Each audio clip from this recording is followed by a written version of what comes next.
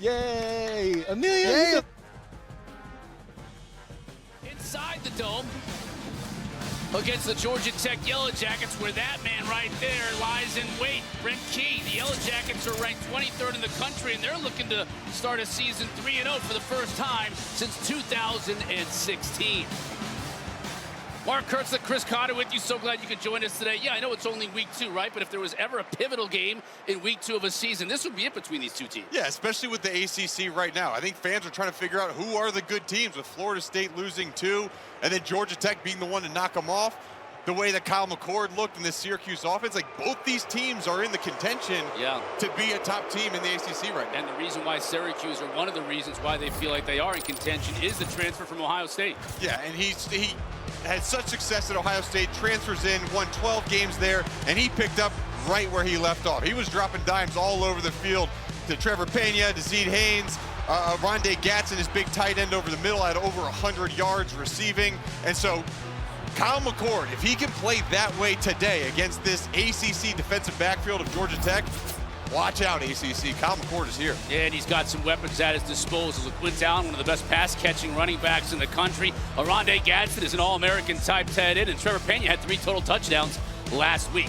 For Georgia Tech, Brent Key, their head coach, he was a great offensive lineman at Georgia Tech a few years back. And in the 2 years he's been head coach at Tech, this team has really taken on his playing personality, haven't they? Yeah, they have. And he's this tough guy. He's hard-nosed, a little bit, rough around the edges. And I think his team has decided, look, we are going to be the same way. They have 16 coaches on their team that are either former offensive or defensive linemen. So there's an emphasis put on that. Look at this push that the offensive line gets on Florida State. Jamal Haynes is able to see the lane, pick up a big gain. But it's not just on that side of the ball. Look at the defense. Romello Height, the transfer from USC, understands the play recognition, getting TFLs on the defensive side. So when the Yellow Jackets can get TFLs on defense and they can protect their Haynes King quarterback, get the run game going, that's when they're dominant. Yeah, there's Haynes King. He makes it all happen behind that dominant offensive line. And for more on him, let's send it down to Coley Harvey on the field. Chris, Georgia Tech quarterback Haynes King's legs are one part of his game. In fact, head coach Brent Key telling us this week he's one of the fastest players on this team. When I caught up with Haynes earlier this week, he said that one of the things he likes the most about offensive coordinator Buster Faulkner's system is the fact that he, quote, puts the ball in explosive people's hands. Haynes knows that he's one of those explosive people, and he told me this week his focus in this game is to create positive yards every time they get a first down. That's something that didn't happen often enough for him last week against Georgia State. Yeah, thanks, Cole. Haynes King is not going to confuse anybody with Jamel Holloway or some of the great option quarterbacks of all time in terms of the way he runs. Somewhat gangly, but extremely effective. No, he is, and he uses it as a threat, not just when he does run the ball, but when they hand off. They use a lot of this counter OY, counter with pullers type action, and so much of that is the threat of Haynes King pulling it out and running. They basically run a triple option type offense out of this spread set, and Haynes' ability to run is why it works. Georgia Tech won the toss. They defer to the second half, so Aiden Burr will kick off. And Malachi James, freshman with world-class speed, stands by with his heels on his own goal line for Syracuse. Great crowd here inside the JMA Wireless Dome. Toe meets leather, and we're underway. And James will just let it sail over his head for a touchback. We talked about Kyle McCord in the open. 354 yards, 4 touchdowns last week, a fantastic debut. It was, and it was kind of interesting, right? His first 2 passes could have been interceptions, actually.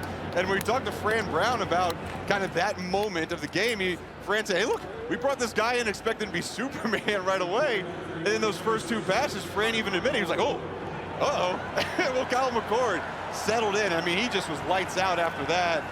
And so this is a pass-first type offense. We've been used to seeing a run-first type offense from Syracuse lately, but they love putting the ball in the air, but they have a dangerous back in LaQuinn Allen who can do the dirty work on the ground, too.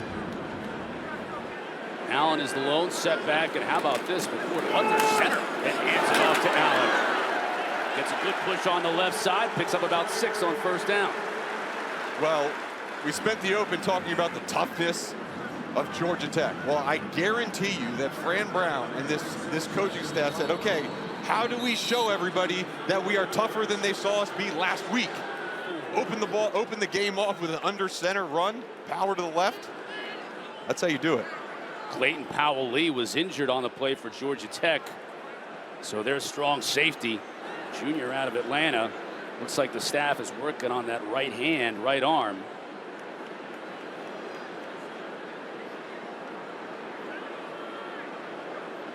We'll take a quick break. We'll be back after this.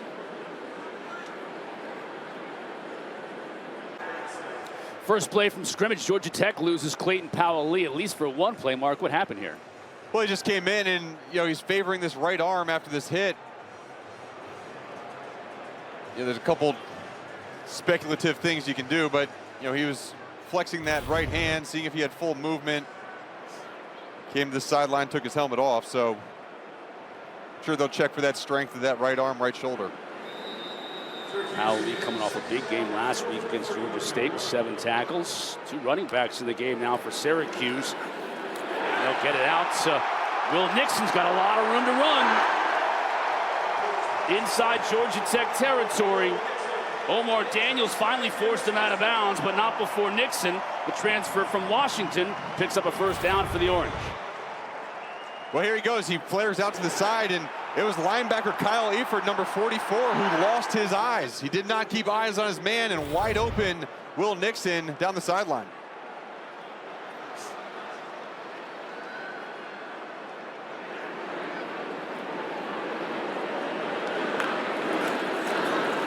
McCord to play fake again. Out to Hatcher. Lot of room. Gets beyond the sticks. Amari Harvey pushes him out of bounds. Another first down for the Cuse.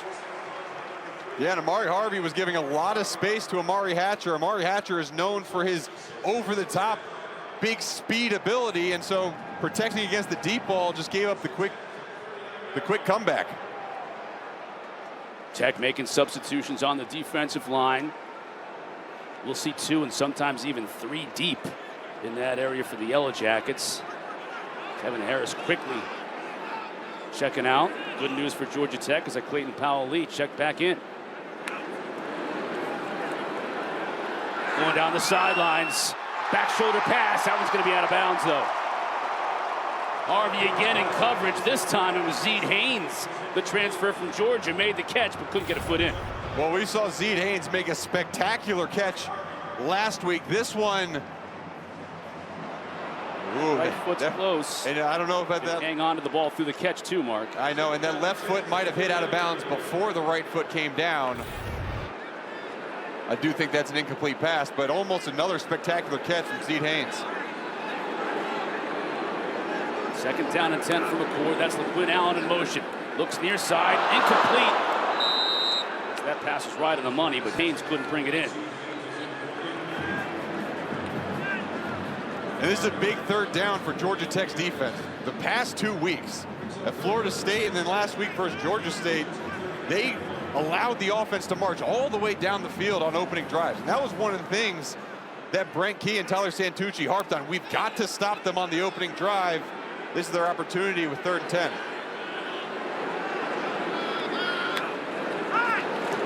Forward to throw. Tech brings pressure. LaQuinn Allen has a lot of room to run and a blocker in front, inside the 20, inside the 10. 29 yards on 3rd and 10. Syracuse converts. And it'll be 1st and 10 from the 11. What a fantastic play. Watch Kyle McCord's eyes. Bring the defenders all that way. He brings it back to the other way with the screen. The safeties, the linebackers, they're all pushed over, and a great job by the offensive line getting up to the next level. Big play. So they'll spot it on the 11. Syracuse can't pick up a first down without scoring. Pena in motion. They'll go his way toward the goal line. Reaches over, touchdown.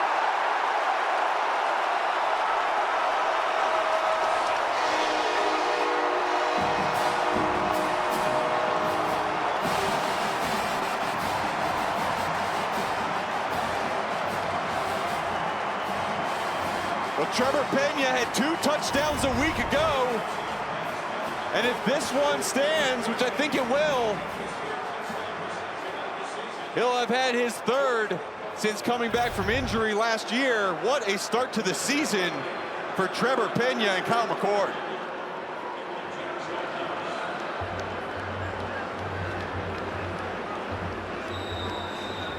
Brady Denneberg for the PAT.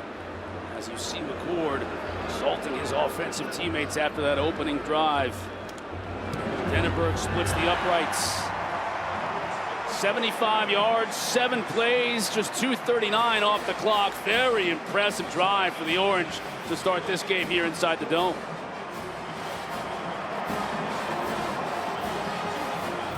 Let's take a look at this. Trevor Pena is going to motion all the way across the field and just run a little route here. They're going to run a switch route, and Amari Harvey, who's running across in motion with Trevor Pena, has to communicate with the corner. There's no communication, and Trevor Pena has a lot of space and finds an end zone. That's just poor communication by the defensive backs for Georgia Tech. And that's Warren Burrell and Amari Harvey, 2 of the starting corners. They have to be better on that, or Syracuse is going to come back to that well over and over again in those switch routes. Ran the ball with McCord under center, the first play of that drive, Mark, and then passes the rest of the way down the field. Yeah, we talked with Tyler Santucci, and he said, hey, we expect to see a pro-style offense. Under center runs, passes downfield off play action. That's what we got. Denneberg's kick sails to the back of the end zone. So Georgia Tech's offense now down 7-0. Let's see what they can do. Haynes King at the helm. Yeah, Haynes King, true dual threat quarterback. You mentioned he's not the scat Kyler Murray type guy. He's a bigger guy, more of like a Vince Young, the Syracuse coaching staff compared him to, but he has an electric arm and can find his wide receivers. His biggest thing, let me get the ball in playmakers' hands, and he has those playmakers on the outside. Syracuse crowd getting into it. The give to Jamal Haynes. He can't get back to the line of scrimmage. What a play by Fadil Diggs, number 10, the transfer from Texas A&M. Watch him enter the picture right here. He times up the snap and absolutely blows past the guard and creates havoc in the backfield. Syracuse is trying to set the tone early. 2nd down and 11. Rutherford in motion. King fakes it to Jamal Haynes. Now he looked like he was going to run. And is it a pass or is it a deflect? It's hard to say what that was. Looked like it was a pass, but then it might have been behind him as a pitch. There is a flag down at the line of scrimmage. We have to get a clarification from the officials. Was Haynes King beyond the line of scrimmage, and was it forward? Yeah, I know one thing. This Syracuse fan base is getting loud in the Dome right now. After further discussion, there is no foul on the play. It's an incomplete pass. The 3rd down. So he was behind the line of scrimmage, threw it forward, and it was incomplete. And they do a good job of really putting number 8, Justin Barron, in a bind. He doesn't know whether to take Haynes King or the running back. They had something there. Now it brings up 3rd down and long. And Haynes King is going to look to air it out to one of his top receivers. King to throw, no pressure, has plenty of time, and has a receiver over the middle. That's going to be a 1st down and more. Looks like the big tight end, Avery Boyd, on the completion. He's having a bigger and bigger role in this offense, and just like Syracuse on their drive, Georgia Tech converts a big 3rd and long, 19 yards. Wow. And Avery Boyd drags across the screen. You see him coming from left to right. Watch the blocking from the wide receivers. Everybody found a man. I mean, I think that was a called tight end screen. Haynes gets about 3, flag down on the play.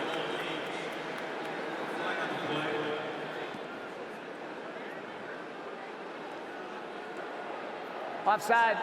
Defense, number 88, lining up in the neutral zone. 5-yard penalty, 1st down. The freshman Murad Watson guilty of the infraction. Our referee today, Mike Roach, tells us that Georgia Tech will get 5 free yards. It'll be 1st and 5. And a lot of people talk about the scheme of Georgia Tech's offense. They talk about the offensive linemen. They talk about Jamal Haynes at running back, but really the difference so far this year has been the blocking by the wide receivers and tight ends on the perimeter. That opens up plays just like you saw there that picked up the first down. Give to Haynes. Trying to dance his way through and maybe gets a yard. Watson, who's guilty of the offsides just a play earlier, makes the stop in the middle.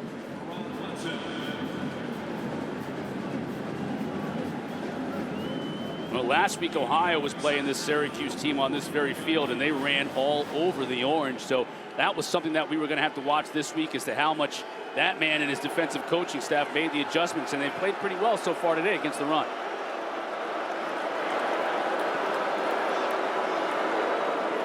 Again, the handoff to Haynes. Shy of the first down, and will bring up 3rd and 1. Derek McDonald from that linebacker spot making the tackle. Keep an eye on these Syracuse linebackers. Without Marlowe Wax, who was injured last week, it'll be McDonald, James Hurd, and Anwar Sparrow rotating in. There you see the numbers last week against Ohio, a team out of the MAC, averaging 6.5 yards a touch.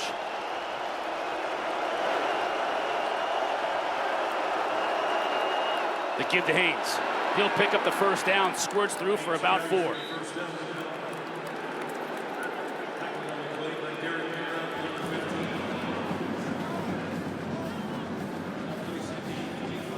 That was just a straight power play, double team on the 3 technique, and Haynes just followed the big boys, picked up the yard.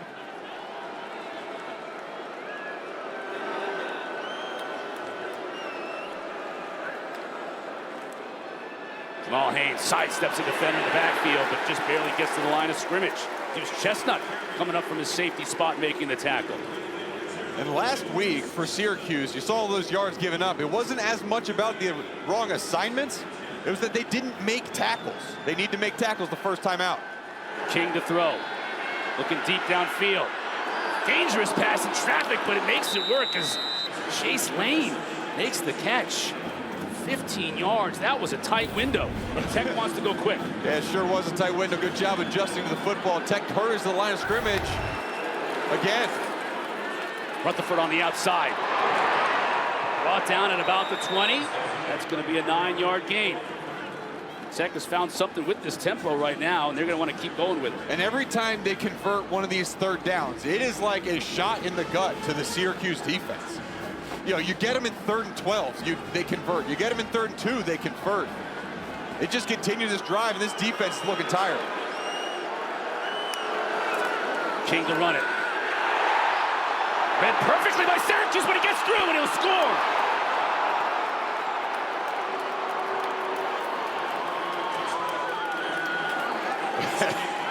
How about that athleticism from Haynes King? We talked about tackling for Syracuse. You get there. Derek McDonald is 5 yards in the backfield with a one-on-one shot with the quarterback. You have got to make that tackle. It's a missed tackle. That's your gap. Now, other guys have to get to the ball as well, but you make that tackle, you stop him, it's another 3rd down chance for your defense. You miss the tackle, Haynes King can score.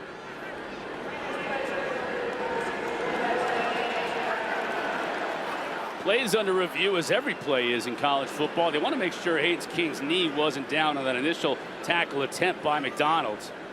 Being explained to Brent Key. Let's take a look at it, see if we can see anything. The right knee is what you're going to look at here.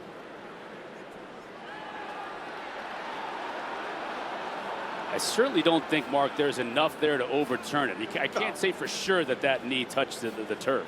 No, he was a good hand's width above the turf. That view, it looks a little closer. Yeah. But there's nothing definitive, I don't think. Let's take a look at this one. This is the 3rd view we'll have, and the replay official has this same view. I don't see enough there. No, I don't see enough, and I think it's a scoring play, so they're going to review it. But this to me should be reviewed a little quicker. After further review, the ruling on the field stands. It's a touchdown. And it stands. Haynes, you see him, he's like, yeah, obviously it stands. I didn't touch the ground, but that was such an athletic play. And that's the difference type of maker Haynes King can be. Takes a broken play and turns it into 6 points. What an interesting start we've had to this one. 2 75-yard drives for each team. Georgia Tech taking a little bit more time off the clock. As Aiden Burr hits the PAT. We're all knotted up at 7. Let's take another look at that touchdown, Mark. Man, it is so close. Derek McDonald almost makes the play. But Haynes King does his little shimmy and races off for 6. We're just underway and all knotted up here in the Dome. All knotted up at 7 apiece, Mark. Good drive by Georgia Tech. Yeah, and they converted on this big 3rd down with great blocking by the wide receivers. And then Chase Lane makes a fantastic back shoulder catch. And really, it was the pace that Georgia Tech played with offensively. It never felt like Syracuse had their feet in the ground ready to play. And it's those types of imbalances that Georgia Tech wants to create offensively. Whether it's, hey, your feet aren't in the ground because you're not ready to go because we're going fast, or whether it's because we're going to use counters and motions and a lot of pre-snap eye candy to get you out of your space. Tech converted 2 3rd downs on that drive, one of them a 3rd and 11 from their own territory. Burr's got a big leg. He'll boot it off. And Malachi James will just watch it sail over his head. Tech was a little bit more balanced than Syracuse on their scoring drive. You think that's something we'll see continue with Syracuse through the air? You know, I really kind of get the feeling from Jeff Nixon. Like, he's a former running backs coach, but he also knows that he has Kyle McCord at quarterback. So I think kind of the lean is to, let's throw the ball. Let's get our wide receivers in the game. So I think it will be a little bit more imbalanced in terms of more pass on Syracuse's side, but obviously they're lining up again under center in that bunch set. This is a run formation.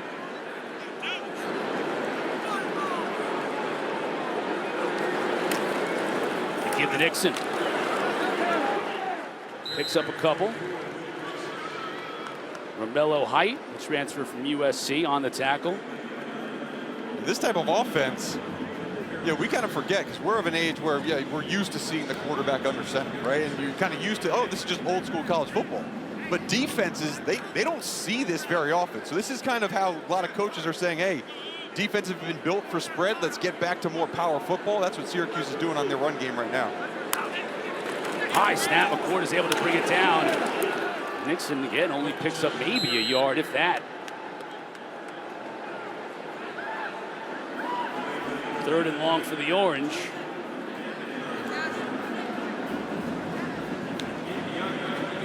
Rondé Gadsden comes in the game. It's 19 in blue. Yeah, him and Dan Villari, 2 tight ends in the game right now. You got Zeed Haynes at the top of your screen, the speedster transfer from Georgia. And Trevor Pena towards the bottom. Watch 1 in blue out of the backfield with Quint Allen. Oh, it was a block. You can hear that crunch from here. Picked up the 1st down. Got it out to Zeed Haynes. The timing of this throw and this route are impeccable. And it's not bad coverage by Georgia Tech, but Kyle McCord, he releases this football well before Zeed Haynes has come out of his break. And good job of tiptoeing on the sidelines and securing the football by Zeed Haynes. Great pickup. A little confusion with Georgia Tech up front in terms of their substitutions. Late getting set as well, which means that Quinn Allen has all kinds of room to run on the right side. Just stepping out of bounds inside Georgia Tech territory. Got a flag down at about the 45-yard line. So let's check the marker. It's clearly a 1st down for Syracuse if it stands. Holding offense number 2, 10-yard penalty, stays 1st down. It'll be a hold on Pena, which will bring it back, but it's a spot foul, so let's see where they mark it. Looks like it's going to be the 45-yard line of Syracuse 44. Check the hold. Yeah, you see the hands getting around the back of the shoulder pad.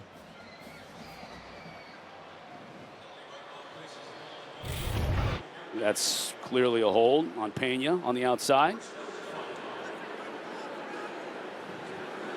That time it was Georgia Tech's defense. They weren't set or ready for that at all. I mean, they had a massive play set up to the Quinn Allen. And just, penalties Penalty's hurt. Fran Brown pleading his case. It'll remain first down, but because of the spot infraction, it's 1st and 5. Forward to throw. Gadsden makes the catch, falls forward at the marker, picks up the first down. We got to a certain point in the game last week where it was a go-to Oronde Gadsden show, and I don't think it's turned into that yet. But when you get close to the 2-minute drive, I mean, they're gonna feed him in crunch time. That was a good little pickup to get momentum and confidence back on their side. Right at midfield, McCord will operate here, hands it off to Nixon, avoids one tackle, lowers his shoulder, give him 8 yards on first down. Tay Seymour had to come up from his free safety spot to make the tackle, but a great pickup on first. Yeah, another missed tackle here.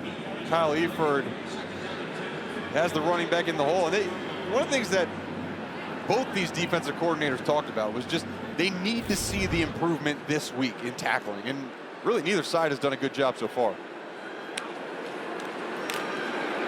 Allen, met at the line of scrimmage, spun down. Wasn't even able to get back to the line of scrimmage. Zachary Toby made the tackle. Both these teams are using pace. Oh, I think they stopped him. Yeah, I think it was stopped. He didn't get to the 40. That's where he needed to get to.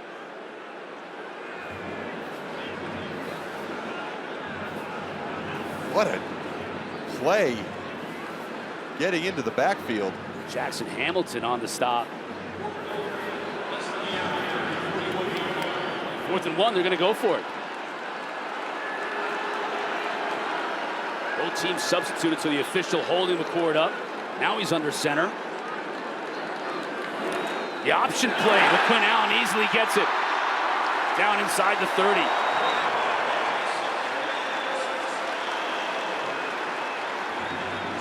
Well, it's a great play design, and you go for the QB sneak. Now they align like it, but look, there's just no one accountable for the pitch man.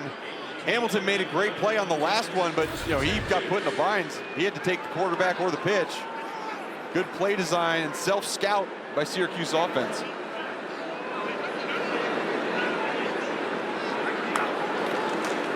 Again to give to Allen. Hamilton making another tackle right at the line of scrimmage. Feast or famine right now for Hamilton. Yeah, he's a good big safety. Does a great job of coming downhill and filling off the edge. This defense, they have given up yards towards the middle of the field, but it's been in the red zone where they've gotten some really good stops on 4-down turnovers and then just forcing turnovers themselves. 2nd down and 10, the 11th play of this drive. McCord to throw. As a receiver open, again he hits Haynes. Short gain though, just about 3, so it's 3rd down and 7.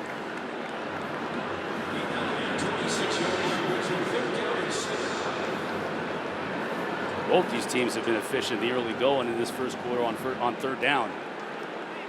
Last 3rd down, Tyler Santucci, defensive coordinator for Georgia Tech, decided he was going to bring heat, had all the linebackers walked up in the line of scrimmage, and they came.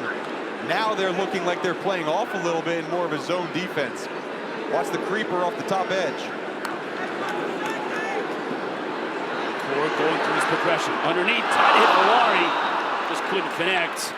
And it'll bring up 4th down. There's Hamilton in coverage again. That's what they did. They dropped back in a zone coverage, kind of cover 3, and did a great job of passing off the underneath receivers.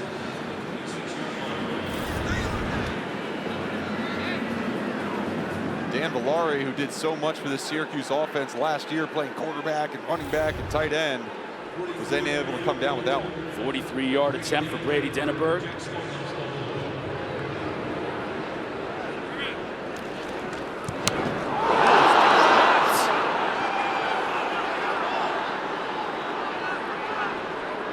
Georgia Tech special teams comes in and makes a play. That looked like, I think it was Zeke Biggers, number 88. Yeah, it looked like Biggers in there. Look at the vertical for Biggers, who checks in listed at 320. He might be 320. Got off his feet on that play, put a big bid on the ball. It's still 7-7 here in the Dome, much to the delight of that man. Georgia Tech takes over following the blocked field goal. That's Marlowe Wax, number 2, without the shoulder pads. You can see him with the cart. Hurt that foot or that leg, lower body last week. So he's out today, this captain of the Syracuse defense. They're going to have to do it without him, but they've done pretty well so far today. Georgia Tech converting on a couple of third downs on that last drive to keep it alive, but they've done a decent job in containing that man, Jamal Haynes. He hadn't gone off. No, he hasn't, and he hasn't needed to. They've got a bunch of chunk plays on the first drive and moved down the field pretty well. Haynes has 7 yards on 7 carries. Clearly is the workhorse for Georgia Tech early. King to throw, gets it out to him in space. Got to the edge, but was still only able to pick up about 4. It'll bring up 3rd down and 5. Elijah Clark forced him out. Now the fans on their feet here inside the dome. 3rd and 5 for the Yellow Jackets.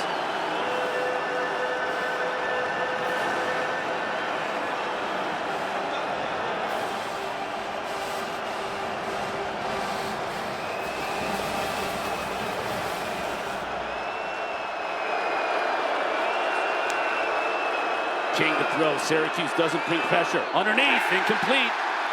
He's looking to get it to Chase Lane, but Cinco, Elijah Clark on the coverage. Great job in zone coverage by Elijah Clark.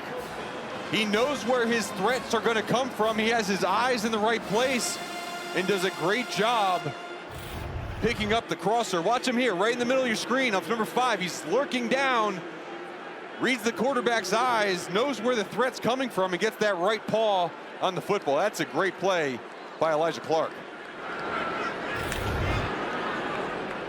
Brings in David Shanahan to kick it away. Pena calls for a fair catch on the 30. Syracuse takes over there. Coming up next, Charlotte, North Carolina from Kenan Stadium. That's a 3:30 kick, and then our nightcap. 8 o'clock from Death Valley, Appalachian State taking on Clemson for those games, and every live event with where to watch only on the ESPN app and ESPN.com. Go to that where to watch and I'll tell you where to watch everything.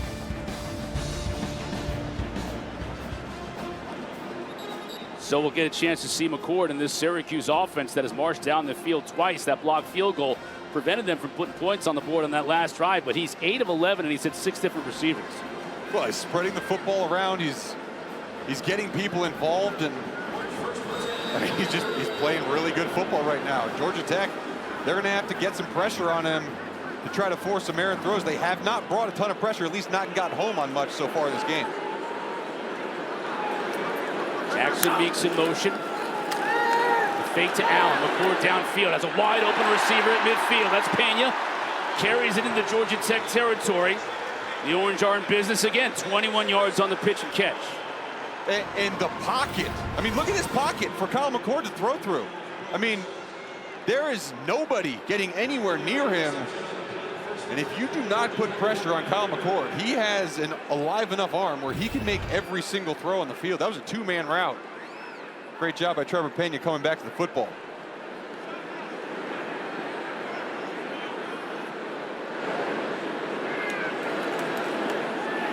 McCord rolls out. Now there's some pressure, but he has Valari open underneath. Makes the catch. Ball comes free. They're going to rule it incomplete.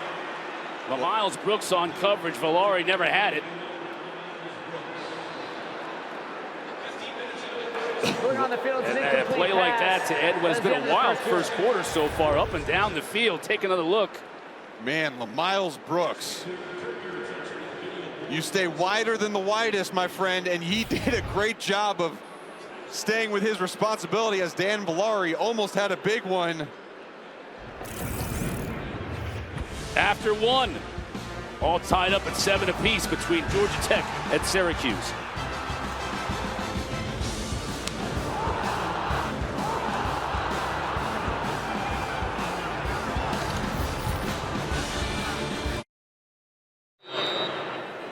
Starting the second quarter, both teams have had long, time-consuming drives through that first quarter, and Syracuse is on one here. 2nd down and 10 from midfield. Tech brings a little bit of pressure, but it's initially picked up. Now McCord's going to go down. Coley, what do you got for us? Well, guys, I just spoke with Georgia Tech head coach Brent Key, and I asked him specifically about his quarterback, Haynes King, and his legs, his feet there in the first quarter. We saw that 21-yard touchdown run, and he credited the design runs that they've come up with. He also credited the way that Haynes scored on that broken play. But he did say, look, we've made a lot of mistakes, particularly on third down on defense. We've got to clean that up, guys. Well, here's a third down right here, 3rd and 15. Showing pressure again. Got the linebackers up in the line of scrimmage. They'll bring just 4. McCord looking downfield. Over the middle has Pena, and they connect. Perfectly placed pass down to the 23. All right, when people talk about throwing your wide receiver open, this is exactly what they're talking about. Kyle McCord leads it out in front of Trevor Pena, where he can make that adjustment deep down the field for a huge pickup on third down again. Longest completion of the day so far from McCord. Now Syracuse wants to move quickly. Gadsden dropped at the 17. What's going on, Coley? You know, guys, I spoke with Syracuse receiver Trevor Pena earlier this week, and he said that he's got a chip on his shoulder this season. It's because he feels like he never really had a chance to prove himself at Syracuse in earlier years. He was down on the depth chart, had the injury last year. But he says he has, what Syracuse head coach Fran Brown calls a renewed purpose this year. And Pena told me that, hey, I'm just trying to show what all I can do. He had 3 touchdowns last week, has 1 today. Looks like he can do a lot. Yeah, he's getting it done on the outside. Part of this group that just has a myriad of weapons at McCord's disposal. Play clock winding down to 3 seconds. They get it off.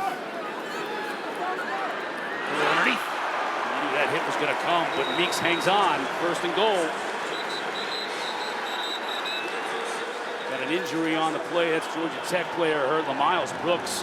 He delivered that hit, and he's still down on the turf.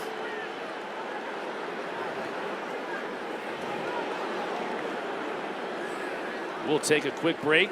Update you on Miles Brooks' condition when we come back. All tied at 7. Syracuse driving. Tech safety Miles Brooks was able to walk off under his own power inside the tent. How did this happen, Mark? Well, you see him right there. He really makes a pretty good play on the ball, but on this connection, as he tackles, he just kind of lowers his shoulder. Not sure exactly what the issue is, but obviously a physical hit. Mark the ball on the 11-yard line, so it's 1st and 10. We're changing the play with Quinn Allen out to his right. Forward to throw, looking to the end zone. Over the top, Pena. He's got another one.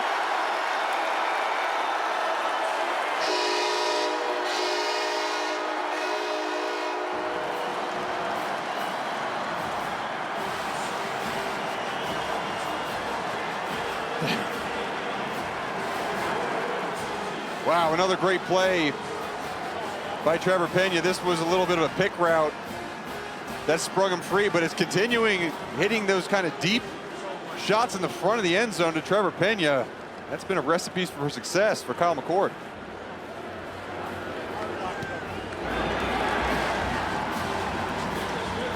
Syracuse offense, they've gone over 200 yards from scrimmage in just a little over a quarter, and they retake the lead after a 7-play, 70-yard drive. Yeah, and they just run a little pick route on the outside, and Trevor Pena comes from the inside, and he's just working out here. We have a go route, and then this is where the pick happens. And it's just another time where, pretty good job passing off, but the pick creates separation for Trevor Pena, and Kyle McCord, so accurate with the football, finds him for 6.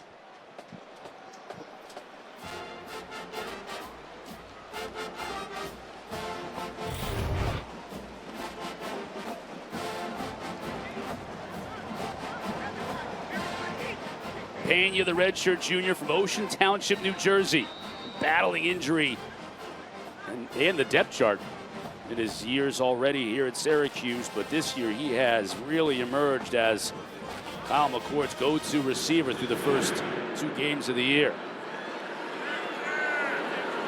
Christian Leary lets this one fly over his head. Georgia Tech now back on offense.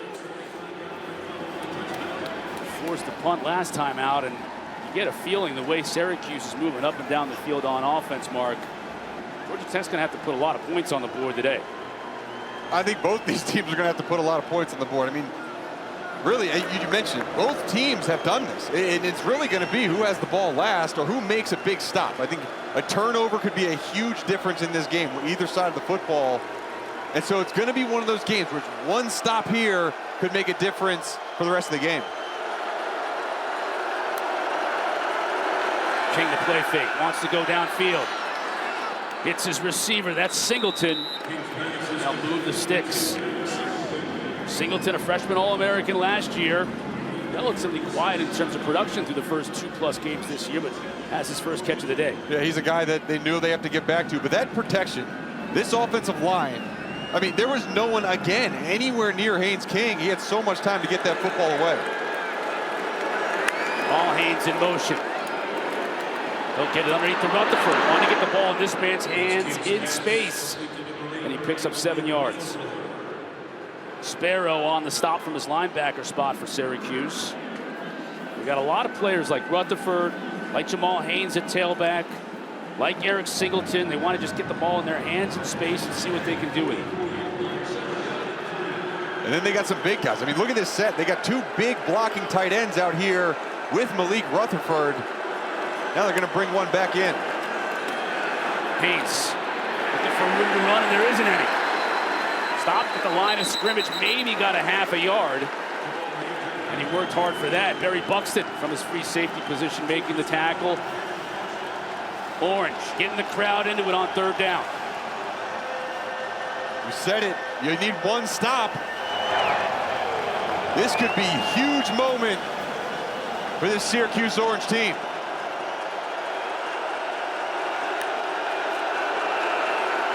Play fake to Jamal Haynes. Has a receiver open. That's Singleton. Oh, what a catch by Singletary. Couldn't hang on, though. Oh, man. He went up and got it, but when he made contact with the ground, it came out. Couldn't quite squeeze it. That would have been a heck of an effort. It was a heck of an effort. Would have been a great catch. And Syracuse finally got pressure on Haynes King and made him throw the ball a little early off his back foot. Huge play for Syracuse. Forcing Shanahan to punt. Gets off a high kick. The Pena is going to take it his own 10 and he stopped immediately. Georgia Tech has not been able to stop Syracuse. Can they do it when we come back trailing by 7? We have to intimidate people because we're going to play somebody that think they want to hit, that think they're aggressive enough to play us, and we're going to make them quit. And we're going to do it over and over and over again. Are you going to compete? Yes, sir. Hey, we following you, fam. You got us? Yes, sir. Let's go to work. Let's get going. Let's throw it up top. Throw it up top here. Oh, my God. Good job. You all right? Get up. Run back. Syracuse All Access. You can check it out on the ACC Network. Watch ESPN app. Look at him during the break here. He's coaching while he's talking to his coaches up in the booth, and he's still coaching on the field, Mark. Yeah, he is. And, you know, he told us this week, he said, you know, some coaches always say, like, hey, once the hay's in the barn, once Saturday starts, then you go out and have fun. He goes, not me. He goes, I'm going to coach these guys the entire game from the moment the ball snapped till the final whistle. McCord to throw. Gadsden shakes off a would-be tackler. Stiff arms another. Out at the 43. The big tight end can run. And it's 32 yards for the first down. Well, we knew it was only a matter of time before big number 18 gets going. You see him coming from right to left on your screen and just works his way in back behind the linebacker. He is a dangerous guy when he gets going. Syracuse out from the shadow of their own goalpost. Now operating with a fresh set of downs. Nixon has room to run on the left side. He puts a stiff arm on a defender and picks up a good 5 yards on first down. Yeah, Arundel Gadsden, when you look at him, and you know, you saw kind of his speed towards the end of the run. He's not the fastest guy out there, and you know, he's pretty tall, but he's not like the strongest, biggest guy out there. He just does such a good job of finding the open window in the zones and then creating separation man to man. Nixon, big hole up the middle, still churning. First down and a lot more. Kyle Eifert made the tackle, but not before Nixon picked up 10.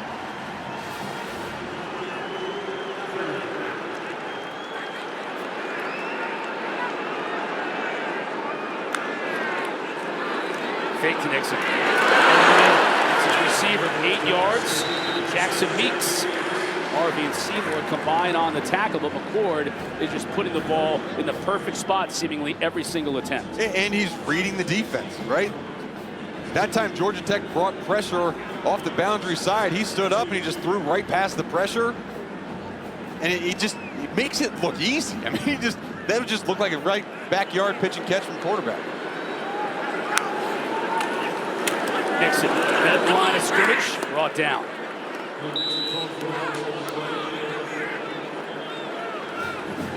Like Jordan Vandenberg along with Sylvan Yanjuan on the tackle.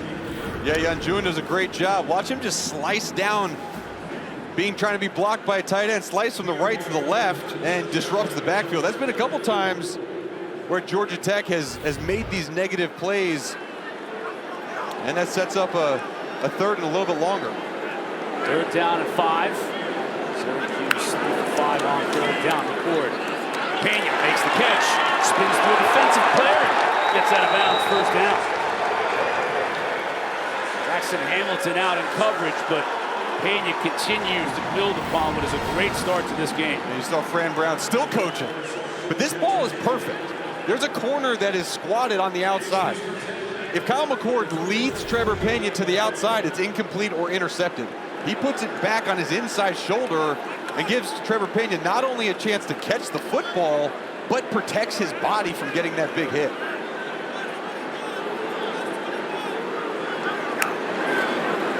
Allen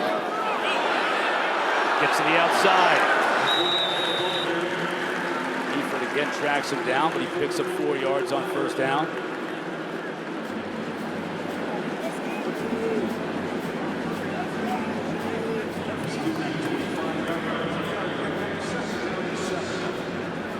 Offense just consuming yards and time off the clock. Already past the midway point of this second quarter. Nixon in motion. Give again to Allen. Gets the edge, lowers his shoulder. He's going to be close to the marker. I think he picked it up. It's a really good job of the left side of the offensive line. Witherspoon and Bradford get a nice job on the end and tackle, and it's a clear lane for LaQuinn Allen to go outside. C57, watch him work back up and then outruns the linebacker, the defensive end, Kevin Harris, to the sideline. LaQuinn Allen, I mean, right now we've seen a lot of Kyle McCord, but LaQuinn Allen is so capable as a runner. And once you get the rushing to match the passing, this could be an incredibly dangerous offense. Third down and 2. And we're going to get a timeout on the field. Georgia Tech calls for a timeout. Didn't like the personnel they had on the field for this third down. And we'll take it with them. Syracuse facing a 3rd and 2 and driving when we come back up 7. 6:23 left in this first half. Syracuse facing a 3rd and 2 from the Georgia Tech 20. This is the 9th play of the drive that started on Syracuse's own 11-yard line. Look at what the numbers in terms of this offense that the Orange have been able to put up 14 first downs and almost 300 yards already. Empty backfield. LaQuinn Allen only split to the top of your screen. Rondé Gadsden on the linebacker in the middle of the field. And they get Georgia Tech to jump. Free play, and it's a touchdown. You'd see that from a mile away. You break the formation, and Rondé Gadsden is being covered one-on-one by Kyle Eifert. That is a touchdown all day. Georgia Tech doesn't adjust.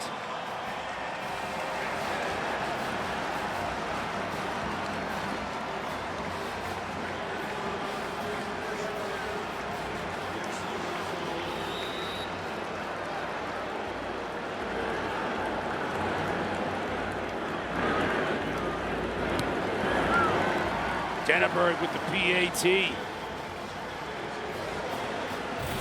And this is what I'm talking about right here. This is Kyle Eford, right? He's a linebacker. We have everybody else. Yeah, this is who you are in your zone matchup. When this guy goes vertical, that's Kyle Eford's guy. You have got to have a safety help. There's no help on this play.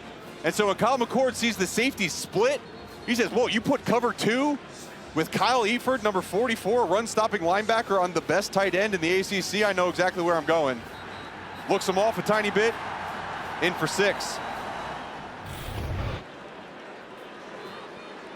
60 up.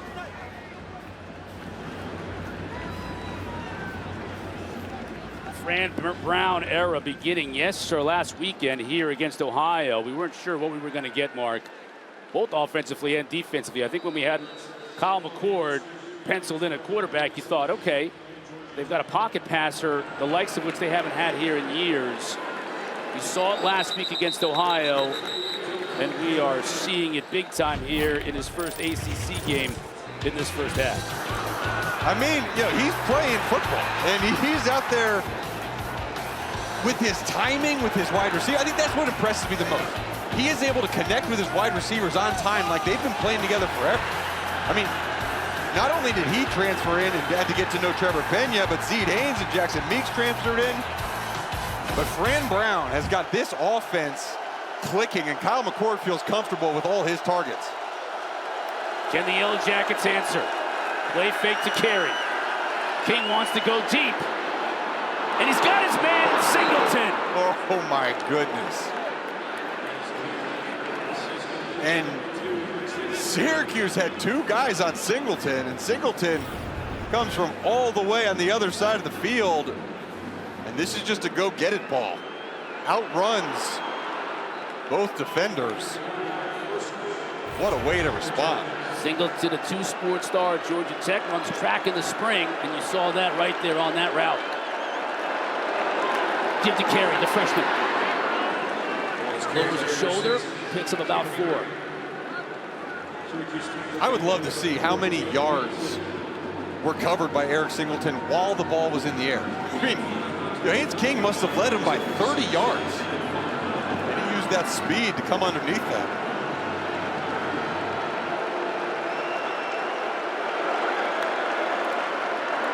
Again, carry, swallowed up by Diggs.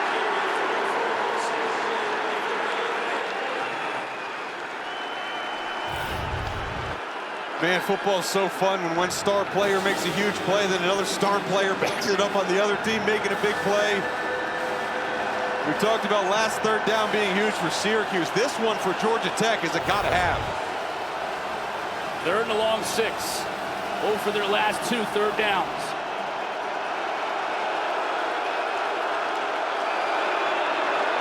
King is going to keep it, get the first down and more. He's going to score his 2nd touchdown of the day.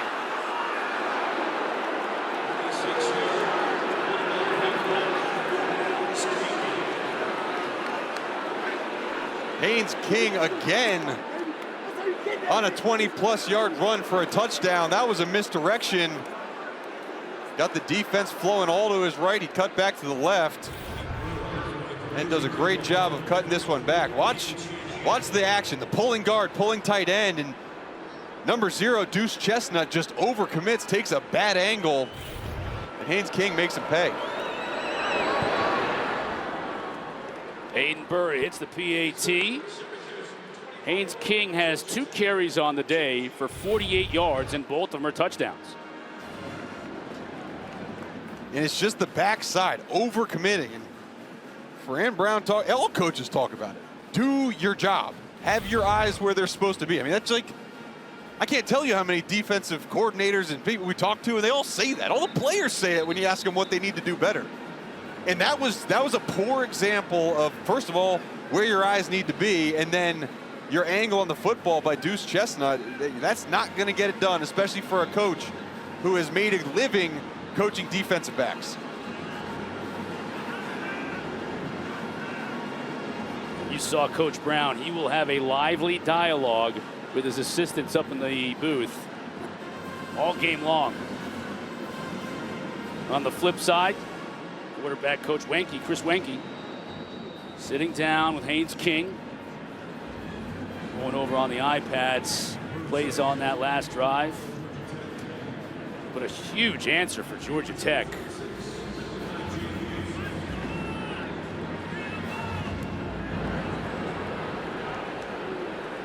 First sends it out of the back of the end zone. Coming up at 6:30 Eastern, Taylor Tenenbaum and the ACC Huddle crew are in Clemson.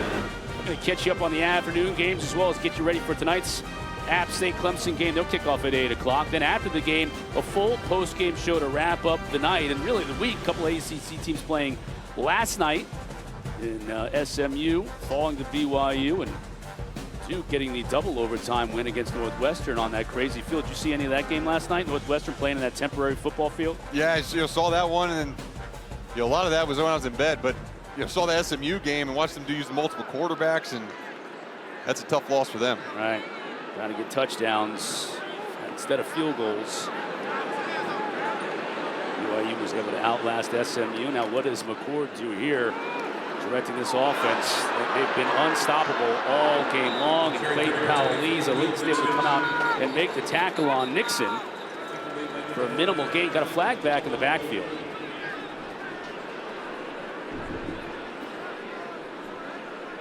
Waiting on Mike Roach to let us know what's going on. Holding offense number 57. 10-yard penalty, first down. Demetrius Weatherspoon, the transfer out of Howard, guilty of the hold.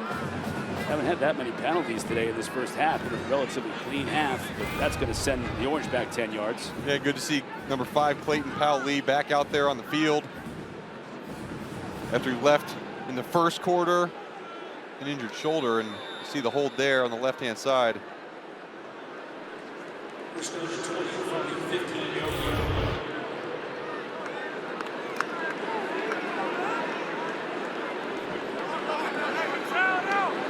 Orange now facing a first and 20 from their own 15.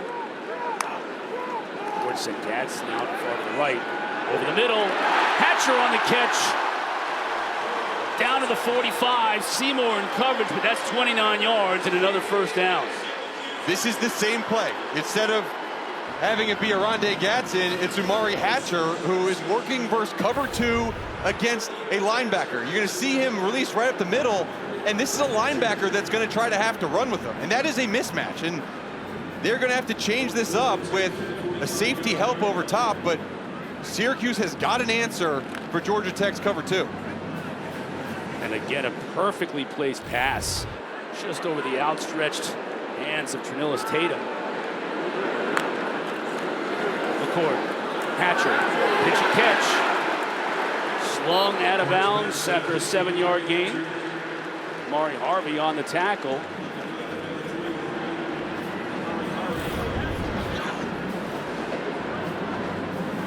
Yeah, this is a true 3-step game, right? I know that I have cushion on the outside with my wide receiver. The wide receiver reads that cushion, breaks off the route, and Kyle McCord just turns out and makes the completion look easy. 5 drives on the day for Syracuse. All 5 of them have entered into Georgia Tech territory. Allen crashes into that defensive front. He'll pick up the first down. A lot of people talk about, the run, drawing in the linebackers, and drawing in safeties, and be able to hit shots over top. Well, the 3-step game, what it does to a defense, it makes them start going east and west, and they're not as stout up front. So, some coordinators, like Jeff Nixon right now, he's using the 3-step game to set up the inside run, and he's having success with both.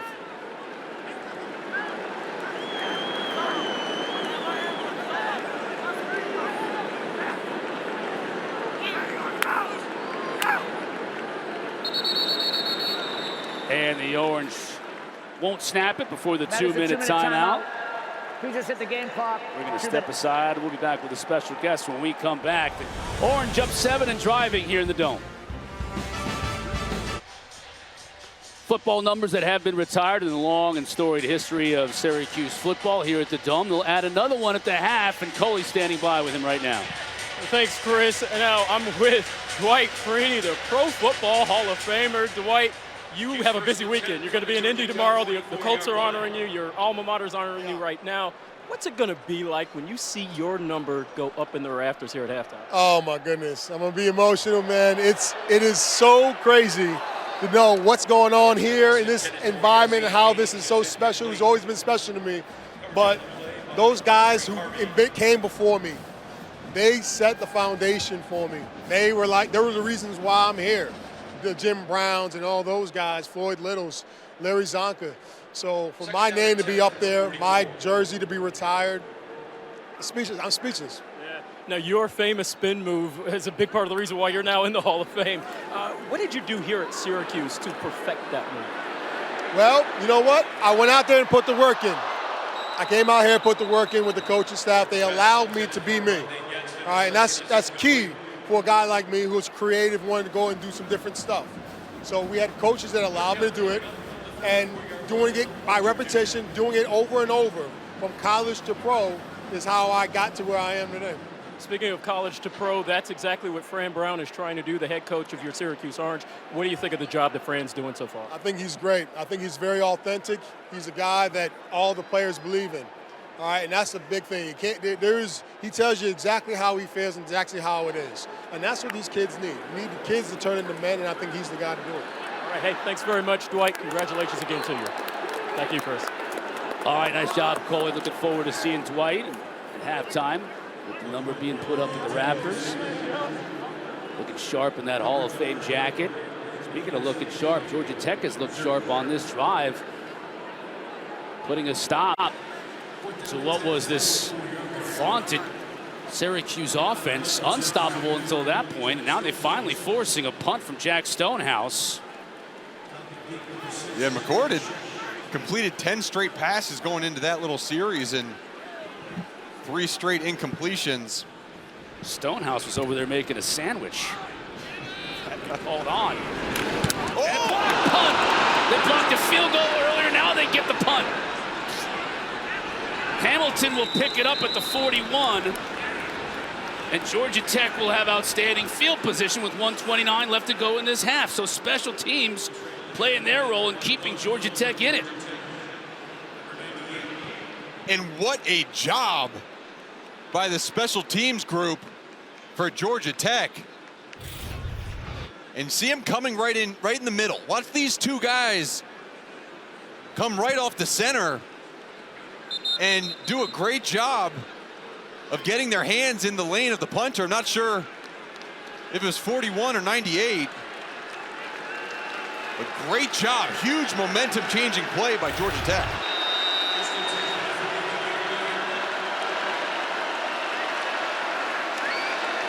King is going to pitch it. Jamal Haynes picks up 4. Maybe give him 5. Georgia Tech is going to receive the second half kickoff as well, so this could be a twofer for the Jackets if they can make it work. King to throw, has all kinds of time and has Haynes just at the first down marker. He's going to move the sticks.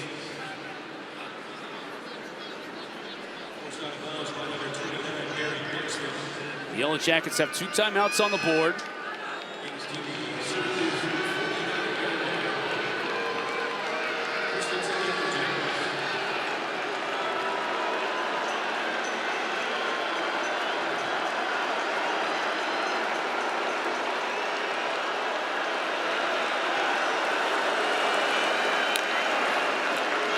Singleton. It's about 2 before Justin Barron brings him down.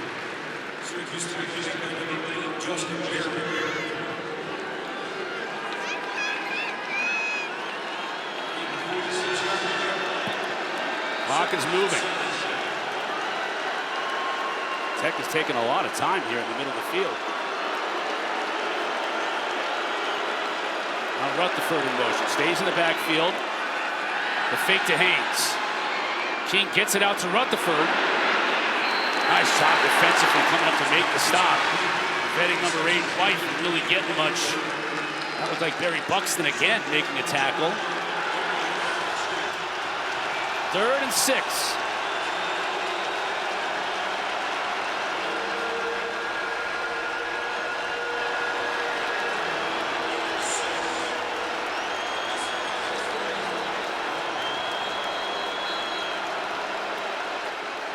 Georgia Tech is going to call one of their 2 remaining timeouts to talk this one over. Georgia Tech takes its second timeout of the half.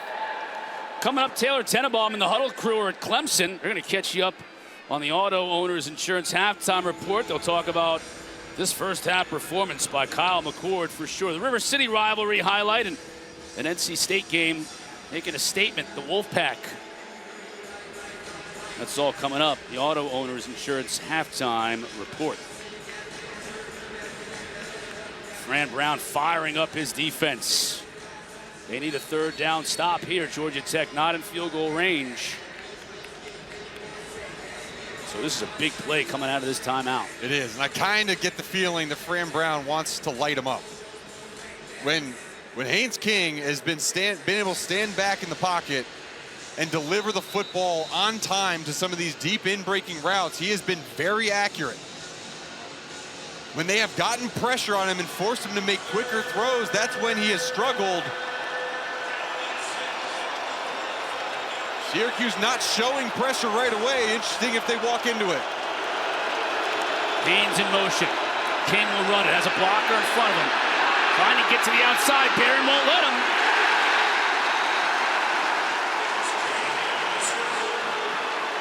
I'll say this right now. That might have been one of the best plays that I've seen Justin Barron make. Not because of his pursuit to the football or the tackle. It's because he realized that his hand was in the horse collar of Haynes King, and he readjusted. Watch him right here, right there. He takes his hand back off the jersey and swipes the legs. He knew right now, hey, I'm gonna get a penalty.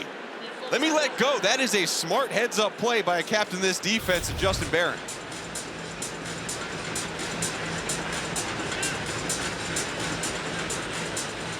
Tech calling their last time out of the half. So it'll set up right now. We're 4th and 4 from the 43-yard line.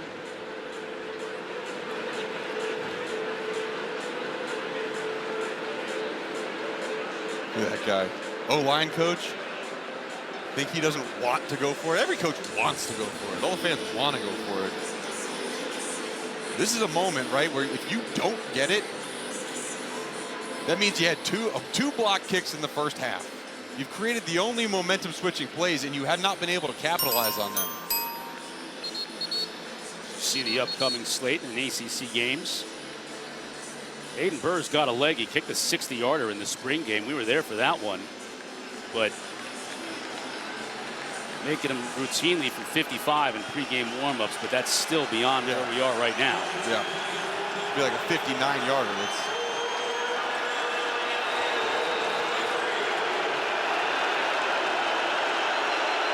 Fourth down for Haynes King and the Jackets. Brought the third in motion, and now Fran Brown saw what Georgia Tech wanted to do Syracuse offensively, called a timeout of his own.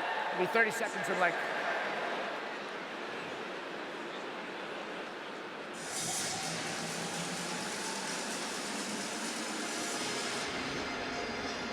If you're just joining us here on the ACC Network, both quarterbacks have had outstanding first halves, Mark. You know, Haynes King is 9 for 12 for 116 yards. He has 2 rushing touchdowns, and yet at the same time, his performance is being overshadowed because McCord has had such a dominant first half. No, I mean, you're absolutely right. And I think Haynes King has done a lot by himself. Now, he's gotten a lot of protection from his offensive line. They've been phenomenal. It's just the amount of plays, honestly, that Syracuse has been able to be on the field on offense for has not allowed Haynes King to be out there much. That's why it's so important for them to capitalize every single possession, this one especially, as they have the opportunity to double dip from second half score, getting the ball back to start the second half. Got to convert here on fourth down first.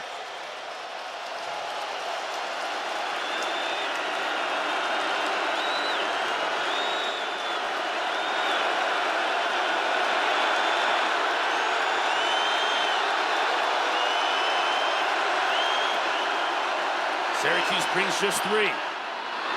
Hits a receiver for the first down and more.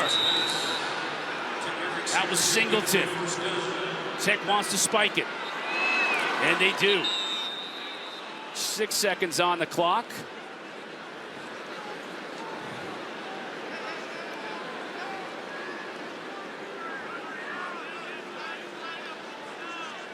And now Georgia Tech will bring the field goal kicking unit on.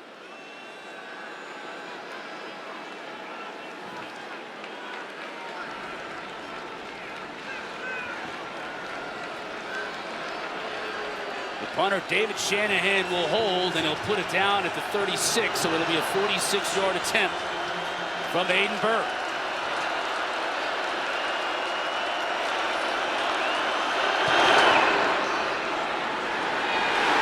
Misses it. Just wide of the upright.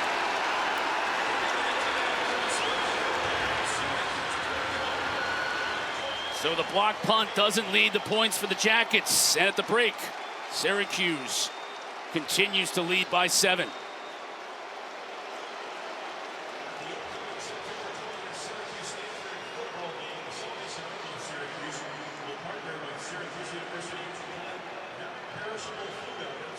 Coley Harvey's on the field, standing by with Fran Brown. Coach, your third down offense is a big part of the reason why you guys are leading 5 for 8 on third down. What's allowing that to happen? We got Kyle McCord. Yeah, we got Kyle. We got another coach. So they allowed us to have 11 full-time coaches instead of 10. When it comes to your defense, Haynes King has rushed for 2 touchdowns today.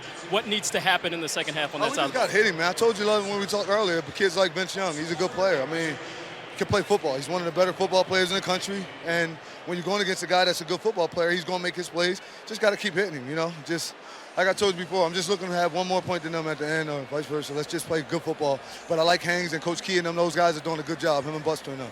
All right, thanks very much, Coach. Thank you, Coach. Coley as well.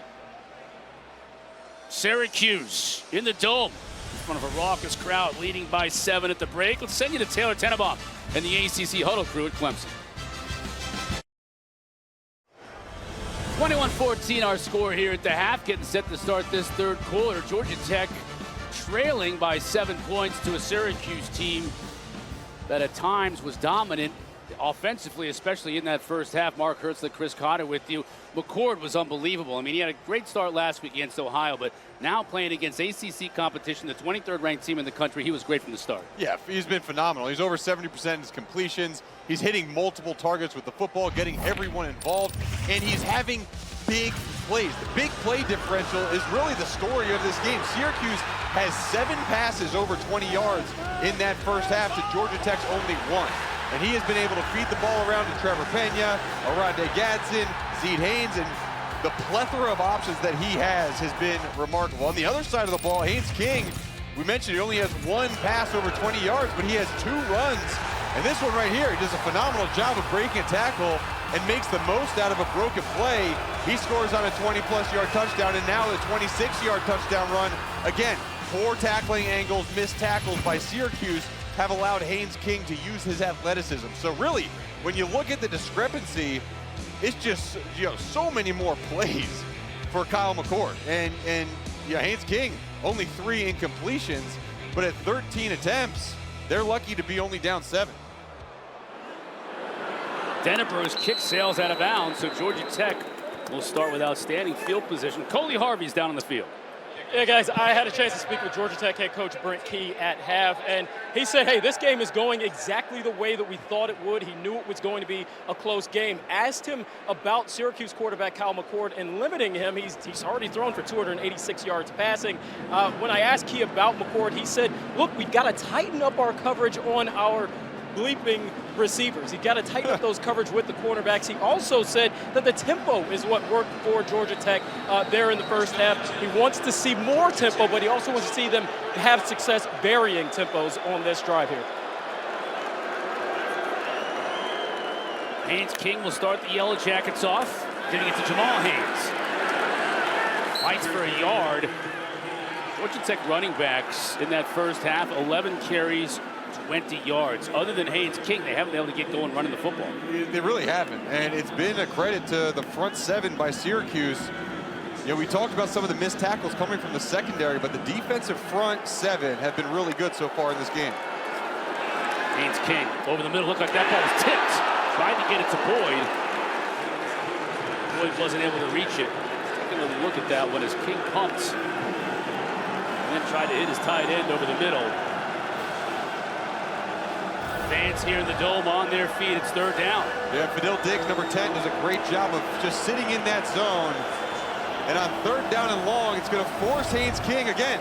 to drop back and throw the football. Syracuse has not brought pressure on 3rd down and long yet in this game. Now Boyd's in motion. Syracuse brings just 3. They get it to Boyd on the outside, but he's going to be nowhere near the yardage to gain for the 1st down. Clarence Lewis, the Notre Dame transfer, making the stop. And it's a 3 and out for the Jackets to start this 2nd half. Syracuse drops back in coverage again, only rushes 3. And coaches talk about vice tackling a football. We have one defender coming from the outside and one coming from the inside. That was a phenomenal job of vice tackling the big tight end on the sideline to force a punt. Trevor Pena standing by at his own 16 to receive the Shanahan kick, and Shanahan just booms it. That's going to go into the end zone and almost into the student section here at the JMA Wireless Dome. What a 1st half for Kyle McCord. 19 of 26, 286 yards, 3 touchdowns through the air. He has been everything Syracuse fans had hoped for and more when he announced last December that he was transferring from Ohio State to Syracuse. I think it was so great when Coley got Fran Brown on the sideline right before half and said, "Hey, how come you're having so much success?" I said, "What are you talking about? It's Kyle McCord. Our quarterback's Kyle McCord. That's why we're having success." And a lot of faith Fran Brown put in Kyle McCord to lead this team. In the small sampling of just 6 quarters, he's done a great job. McCord to throw, rolls the pocket to the right. Hatcher on the money, 1st down. That's another element of Kyle McCord, getting outside the pocket, throwing on the run, changing the rush lanes for the defensive line. Another accurate throw. McCord has gone over 300 yards with that completion. Not on the season today.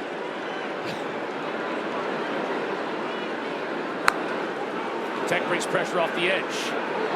Get it to LaQuinn Allen, but Eford is there to bury him. There'll be no gain on the play. Good play design by Tyler Santucci, bringing Trinilius Tatum off the edge, and Kyle Eford. He hasn't made the coverage plays in the 1st half. He made a great coverage play there, bringing down LaQuinn Allen in the backfield. Hatcher again. Tech needed a tackle on the edge, and they got one from Warren Burrell. Transfer from Tennessee has gotten off to a great start this season for Georgia Tech. Kyle McCord sees the cushion on the outside, and again, it's just a quick now route by Amari Hatcher, and you got to imagine they've done this so many times. There will be a moment where they fake that now route and they send someone deep. As you heard Brent Key say, hey, we need to play tighter coverage. That could open up a deep shot. 3rd down and 6. Allen now back in the backfield with McCord. Tech brings some pressure. Eford can't get there. Pena does. He's right at the gain, right at the yard marker to gain. I think he might be just a bit shy. Had to get to the 45. They're going to mark him at the 44. Rodney Shelley does a phenomenal job from his safety position, from the nickel position, excuse me, tracking Trevor Pena all the way across the field. You see, he just gets in the trail position and comes downhill, uses that speed. What do you think of this decision, keeping the offense on the field? I like this decision. We're going to show toughness as a team. We feel like we can pick up 1 yard. McCord under center. He's got LaQuint behind him. And now Fran Brown uses a timeout. Syracuse takes its 1st time out of the half. We'll take one as well. Syracuse, first possession of this 2nd half, up 7, facing a 4th down. Ball's on their own 44-yard line, 4th and 1 for Syracuse. Coach Fran Brown called a timeout. We were watching him during the break, Mark. A lot of offensive players in the huddle there when they were discussing things with the special teams coordinator, James Villano. Yeah, and he kind of did a little switch. I mean, he was messing with Brent Key's eyes. He brought the offensive lineman over to the bench, huddled up with the punt team. Now he sends his offense back on the field. They're going to go for it on 4th and 1. Got double tight end stacked on the top of the formation. The end around.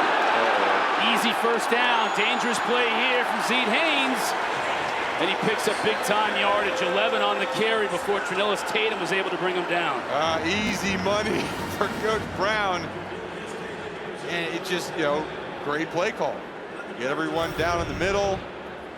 And there's no edge. There's no edge to this Georgia Tech defense. And Clayton Powell, number 5, is doing everything he can to just run outside. Great pickup. Into Georgia Tech territory. Allen.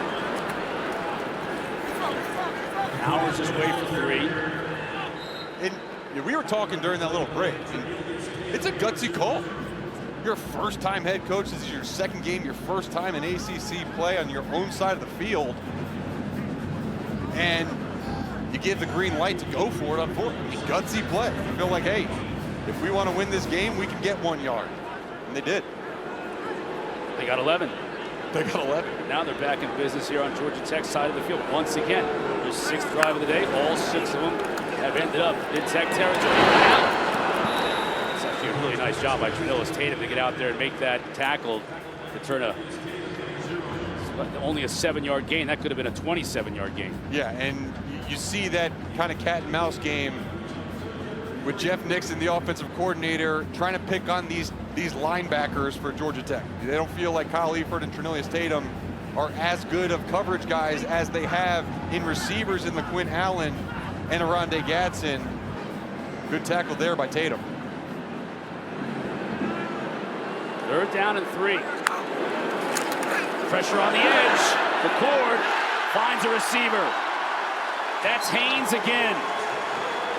I don't know how he saw 8 out of the corner of his eye, Mark. It's because he knows the offense. Like, he knows it so well. And you watch him retreat. He knows there's pressure coming.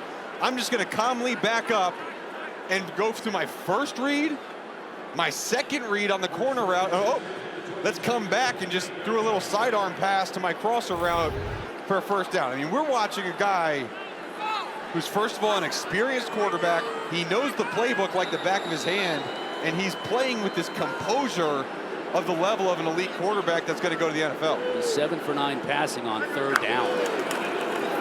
Play fake. That's Haynes, defended beautifully by Burrell.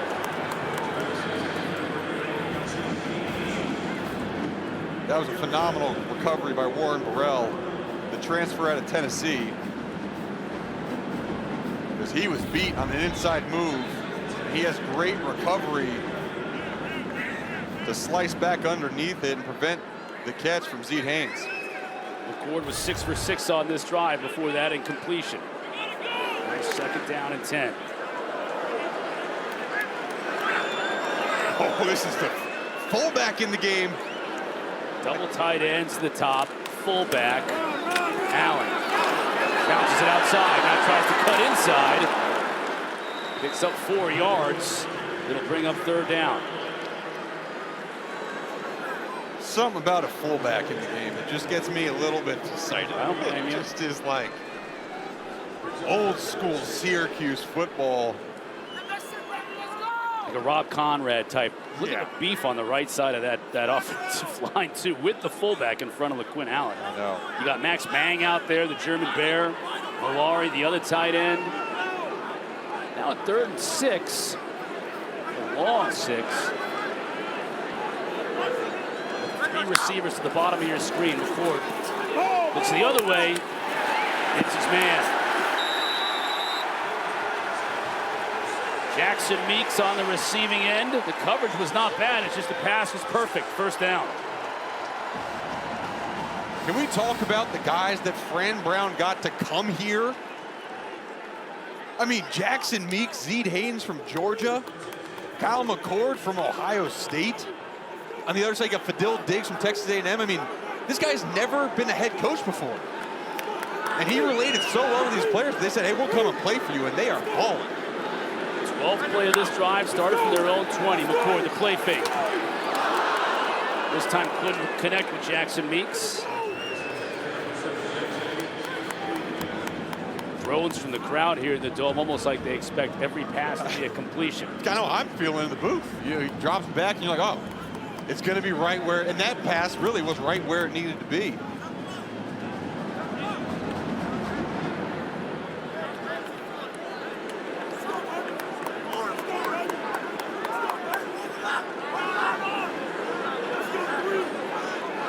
Jackets went 3 and out to start the second half.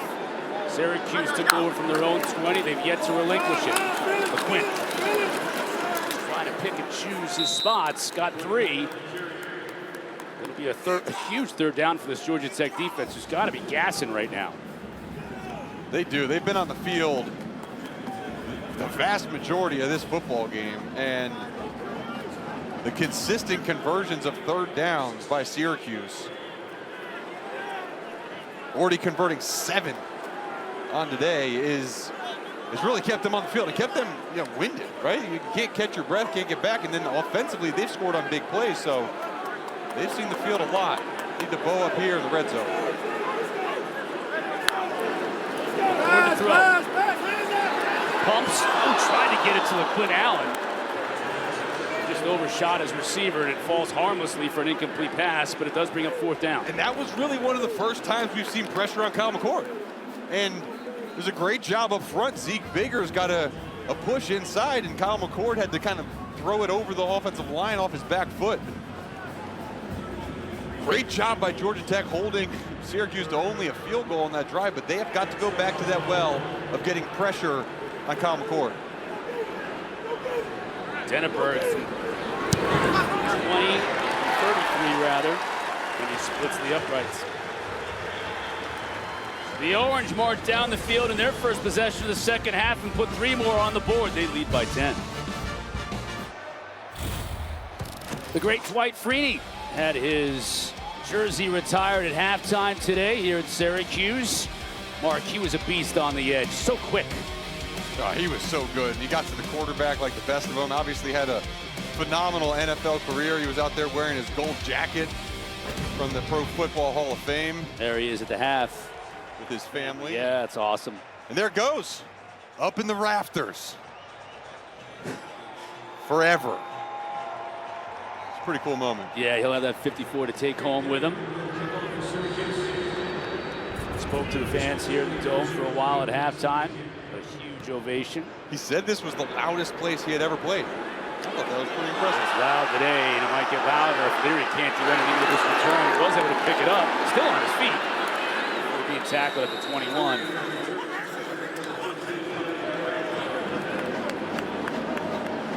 Tech fans watching that video montage are like, why you got to show George Godsey getting clobbered like he did?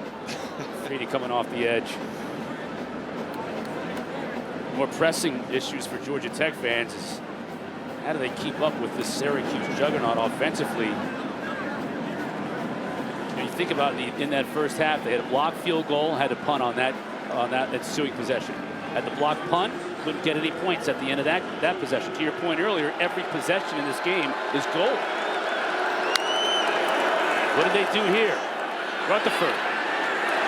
Mentioned they want to get the ball in his hands in space, and Deuce Chestnut closes down that space. No gain. Yeah, give credit to Deuce Chestnut. Missed a tackle on a poor angle earlier in the game. That time he came downhill with a purpose. Because it does a good job of bringing down one of the top targets in Rutherford. Chestnut was a corner here when he first started, then transferred to LSU, transferred back during the offseason here, wanted to play for Fran Brown, and they moved him to safety. Second down and 10. You can hear the crowd in the Dome getting into it. Leaks in motion. King throws his way. Can he make a man miss? That's why they get the ball in space right there. Out to the 37. Derek McDonald finally tracked him down. Now will Georgia Tech go with a little bit of pace here on offense? Yeah, I think they will. Hurry up to the line of scrimmage after a big play. Look, let Syracuse get set and hit him with another one.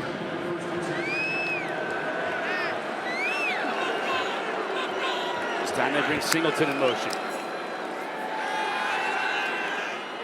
Once again, they get it to Malik Rutherford. A whole lot of room to run, though. He gets 4 yards.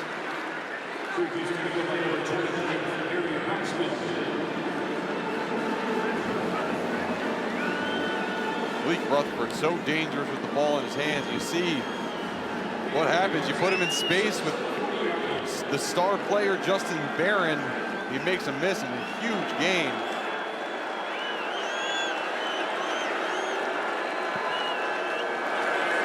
Syracuse showing a little bit of pressure. They bring 5, but we get a whistle and a flag down.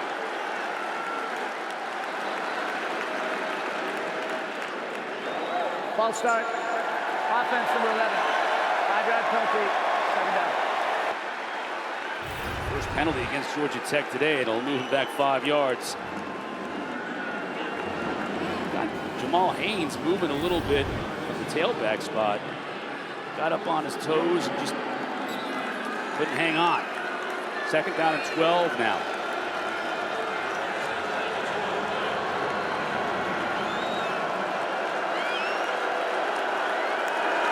King to throw.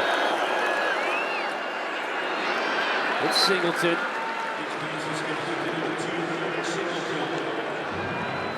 3rd down and a long 4 for the Jackets. You know this crowd's going to get loud.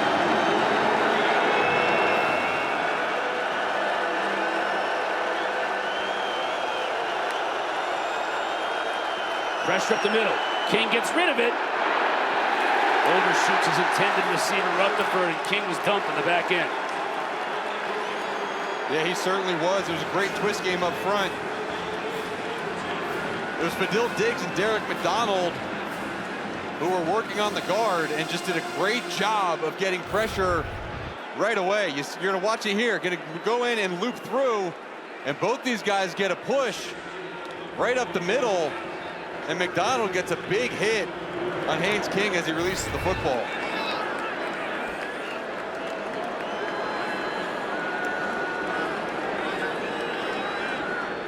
David Shanahan back to kick. Throw a snap. He's able to pick it up. Pena comes up to try and make a return, but it takes a Georgia Tech bounce and roll. This will end up being a great punt for Shanahan. All the way down to about the 7-8 yard line. 49 on the punt, no return. Syracuse with the ball when we come back. Keep it here on the ACC Network all day long. Coming up next, Charlotte takes the short bus ride up to Chapel Hill to take on North Carolina, 3:30, and then at 8 o'clock our nightcap, Appalachian State taking on Clemson in Death Valley. Find those games in every live event with Where to Watch, only on the ESPN app and ESPN.com. Syracuse has owned time of possession. They've owned the total plays in this game. Yardage just about to tick over 400. And they get the ball back here with 4:06 left to go in this 3rd quarter, and Georgia Tech in desperate need to get this defense off the field. And you saw how long they've been on the field during this game. McCord to throw. Right out of his break. Hits his receiver, Zeke Haynes. Lauren Burrell with good coverage on the play. Just a perfectly thrown ball. Minimal gain on the play, though. It's about a 4-yarder.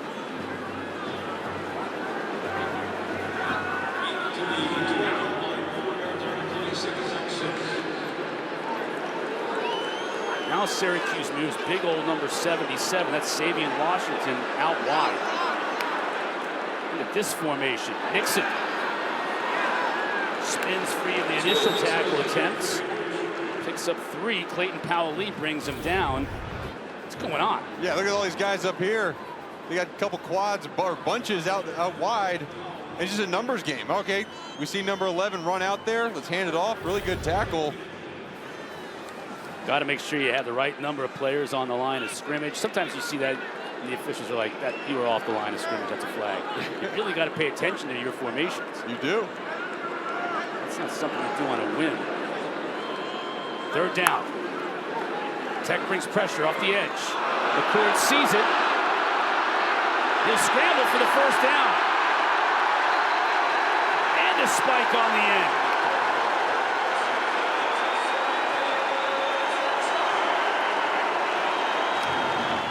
McCord says pocket passer. Who? I can be a dual threat guy.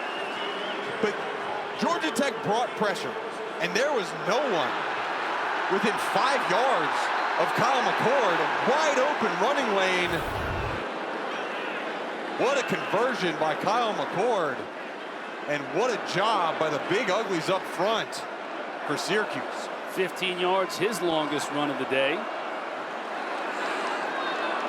And a fresh set of downs for the Orange. Fake to Nixon. He goes out in the pattern. Valari goes down and makes the catch. Not in the NFL yet. So he'll be marked down right there. Gain of 5.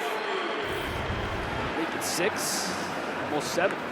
Yeah, he does a little hider play to tight end, hit away. The ball got close to hitting the ground. Good job by Dan Valari of picking it up off the turf. Another wrinkle in their package, getting Dan Valari involved in the pass game. Valari, former quarterback at Michigan. Had to play the Wildcat quarterback the last 3 games of last season. Now back at his more familiar tight end spot. Nixon back to middle. Another first down for the Orange. Harvey and Seymour came in to make the tackle. Far too often, Mark, I'm calling on secondary members of Georgia Tech making tackles. I mean, watch this lane right up the middle. I mean, Will Nixon, there is nobody there. And that's you know, it has to be a missed assignment because there's got to be a guy who should be in that gap.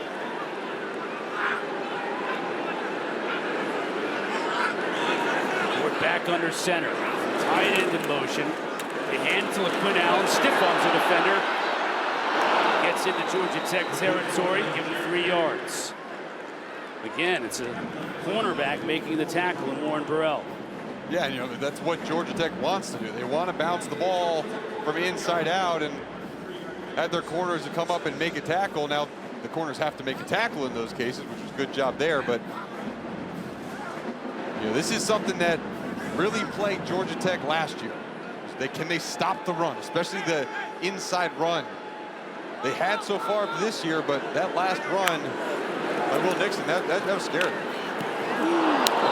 Underneath, and Hamilton was almost there for the pick. Couldn't quite squeeze it though.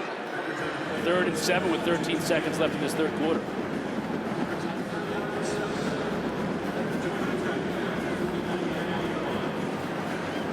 Man, this feels like a big play for Georgia Tech. If you want to get back in this game and you want to have any sort of field position with the ball back, you got to get a stop here. Tech brings just 3, so McCord has time. Defended beautifully, though, on the play as Shelley makes another big stop. Knocks it away from Gadsden, and it's 4th down. Joshua Robinson was in on the pressure. Good job by Rodney Shelley getting his hand in there, but you know, Rondé Gadsden has got to come back to the football. You see him drifting towards the outside. He has got to get friendly to the quarterback and make that catch. That was a well-delivered football. Credit to Rodney Shelley, but that's on Rondé Gadsden for not coming back to his quarterback and making a play on the ball. Now Shelley back to return this punt. Good high kick. That one checks up at about the 10-yard line, and that's where it'll be marked. That punt will end the 3rd quarter, so Georgia Tech with the ball when we come back to start the 4th. They got to make something happen, though. Trailing by 10 here on the road. Coach, I just saw you saying mustard seed to your guys. What does that mean for the 4th quarter? Just for us, anything can grow, anything's possible. That's faith-driven. Just something throughout the Bible that we talked about and went through, and you know, all this is possible because of God. That's why you and me talking right now. So we got to make sure that we always give it back. Understand why we're here and why we do this. All right, thanks very much. 24-10 as we start the 4th quarter.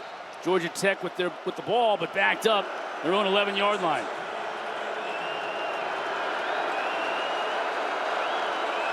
Rutherford in motion. King gets it out to him. Give him about 4. Yeah, you heard Coach Fran. Rutherford's hurt on the play. Yellow Jacket staff quick to check on their receiver.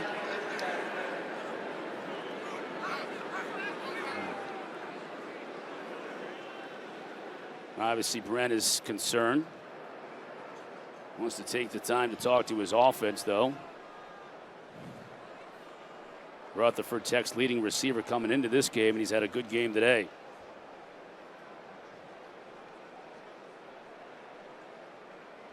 It's a shame to see him down like that. Take another look at it. Looked like it incurred right on the tackle when he was driven to the turf. That's Barron out there.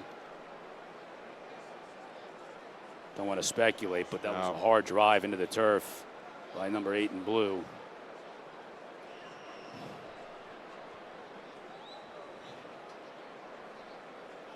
And losing him would be massive. A massive loss for this Georgia Tech team. First couple weeks, he has been really their go-to guy as far as receiver. Coming into this game, he had 11 catches for 197 yards and a touchdown. By far their leading receiver. Caught 7 of 9 targets in this contest too, Mark.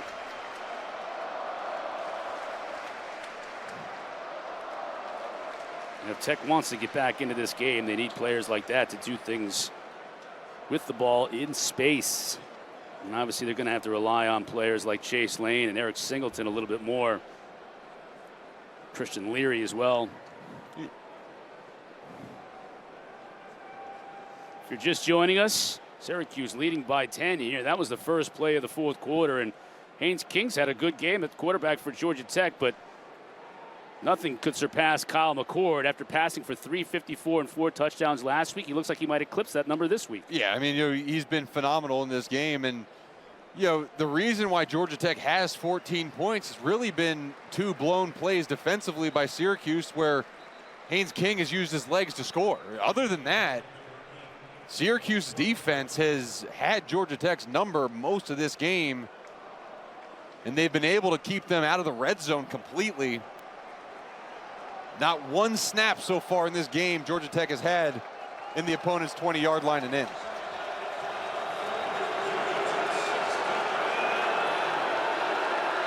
Rutherford was able to get up and walk off under his own power, so that's good news. Now Carey tries the middle of that Syracuse defense, and Anwar Sparrow shuts it down. Carey with a couple of yards.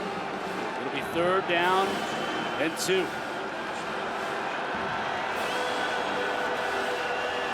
And the run game has not been clicking for Georgia Tech as it has been the first 2 weeks of football. Be interesting to see what they decide to do, if they're going to go right up the middle or not.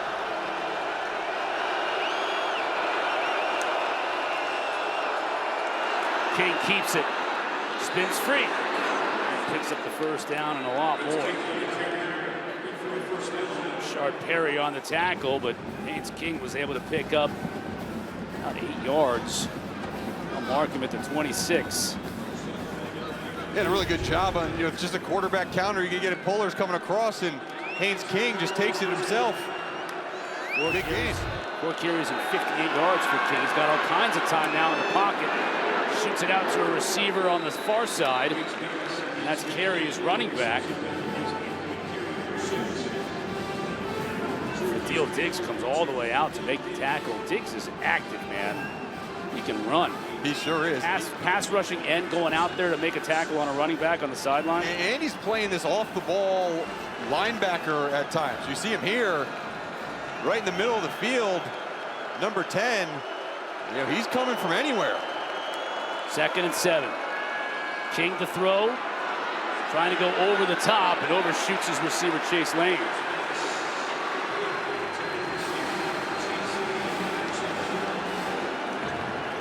See Haynes King yelling at his wide receiver. What, did he want him to sit in the zone there, maybe? I'm not sure exactly what the adjustment was, but there was an adjustment that Chase Lane didn't see and Haynes King did.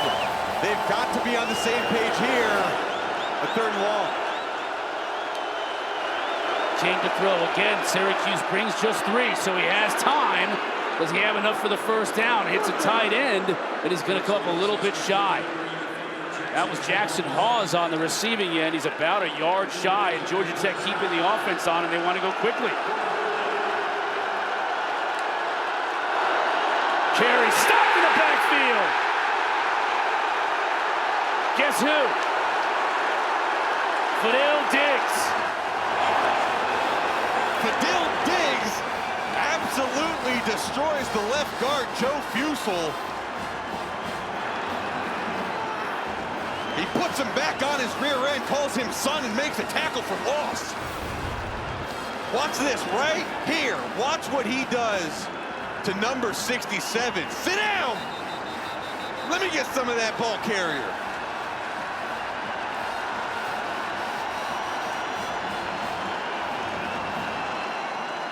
Well, we talked a lot in the open, Mark, about how Georgia Tech coming into this game was really improved in the trenches, and it's been Syracuse. They've owned the trenches in this contest, and they showed it right there on that play. Now, Nixon and company, they want to burn some clock. Coley, what's going on? Hey guys, I talked with Syracuse defensive end Fidel Diggs earlier this week about that physical toughness, and he said that this defense needed to play that way against Georgia Tech this week. In fact, Diggs said, we want to be the hammer and not the nail. We need to impose our will on these guys because they like to run the ball. Diggs believes that that physicality and, in his words, violence is what can really help to stop this Georgia Tech rushing offense. Tech with just 79 yards rushing on the day, 58 of them on just 4 carries from Haynes King. The court continues to be on target, hitting Jackson Meeks. Another first down.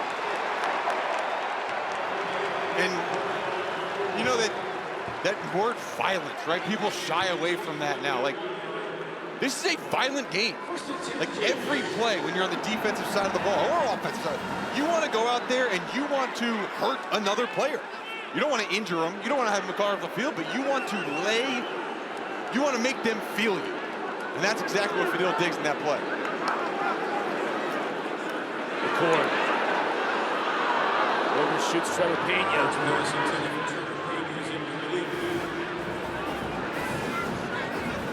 The rare misfires from McCord on the day. He was just 3 yards shy of a career passing day. Record Mark he set last week. His 354-yard and 4-touchdown performance in their opener. It's 2 pretty good weeks for Kyle McCord. You're dancing around 350 every game, and you've got 7 touchdown passes and 1 pick on the year. It's a good start. Yeah, not bad. Here's Allen. Cuts it back inside. Picks up about 8. Tatum on the stop, but Syracuse has just been wearing down this Georgia Tech defense. Georgia Tech, right? They're ranked for the first time, and I don't know when. It's 2015. 2015. I knew you'd know. And they come out here, and there's expectation, right? And Coach Key talked. Look, when we win, different stuff comes along with that. How are you going to handle those expectations? So far in this game, they have been outmatched by Syracuse. They give to Allen. That's a leap over defender. That's enough for a first down. First and goal for the Orange. It's a pretty athletic play by a pretty athletic running back.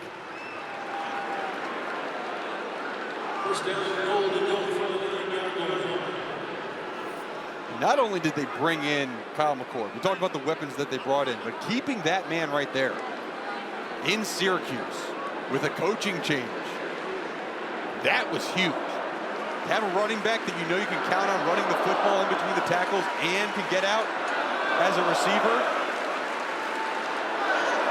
Now McCord sprints wide to the top of the screen. And the whistle blows. They didn't get the play off in time. Before the snap, delay of game, offense, 5-yard penalty, first down. One of the few things that hasn't gone right for Syracuse offensively today.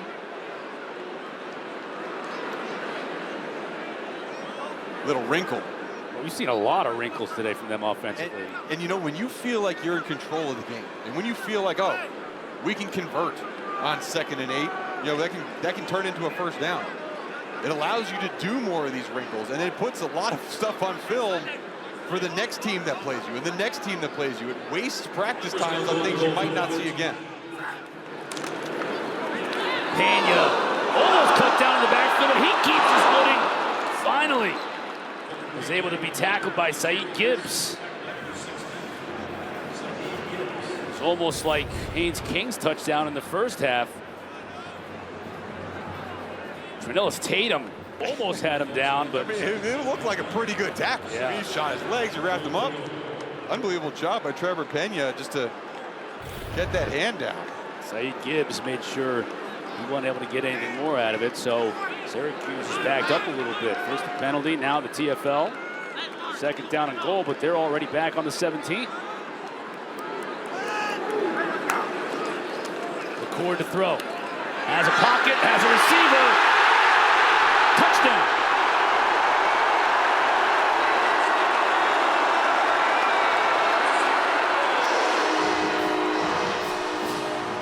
You mentioned LaQuinn Allen, Mark. They're pretty happy he stayed, and they're pretty happy this young man stayed as well. Rondé Gadsden got a Liz Frank injury game 2 of last year. In 2022, he was the top target for Syracuse, one of the best tight ends in the nation. And he has come back with a vengeance this year. Four defenders around him. And with that height and length, Kyle McCord still able to deliver the football to him. And great job outstretching to get a touchdown.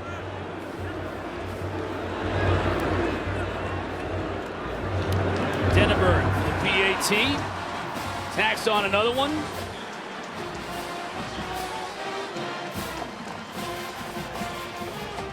First it was defensively, Mark. The 4th down stop for this Orange defense. That led to the drive for points. And it started with toughness with Fadil Diggs. Went to a little bit finesse on the outside, and then back to your big man for the big score, putting Syracuse up big.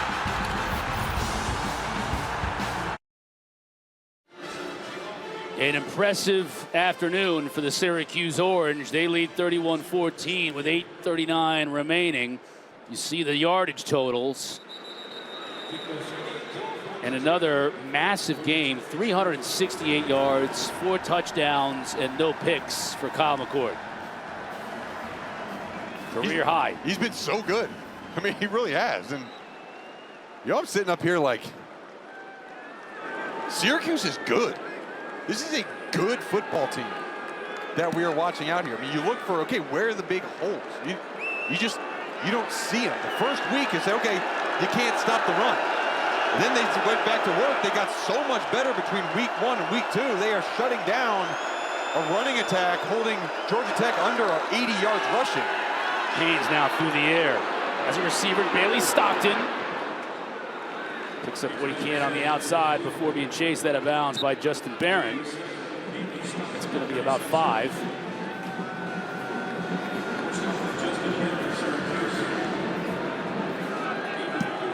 Tech wants to move quickly. They need to move quickly. King has some pressure, gets it out to Jamal Haynes. He's got to skip his way right at the marker to gain. It's going to be a first down.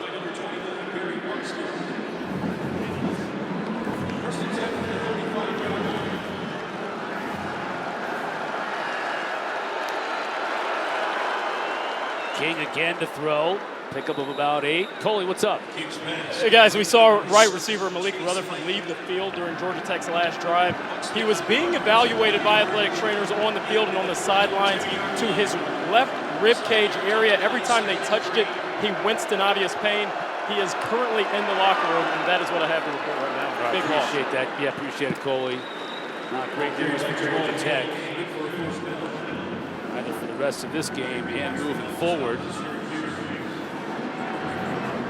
It's been Bailey Stockton who's replaced him, the 5'11" redshirt freshman out of Georgia.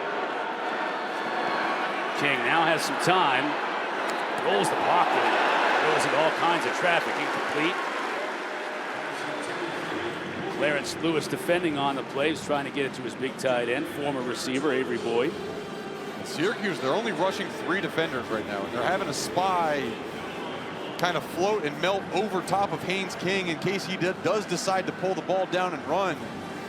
And there's just no separation by these wide receivers being able to find holes in the zone. And that's really the game plan that Syracuse has right now, again, with 3 guys with their hands in the dirt. Singleton in motion. King. Carry up the middle. Maybe one.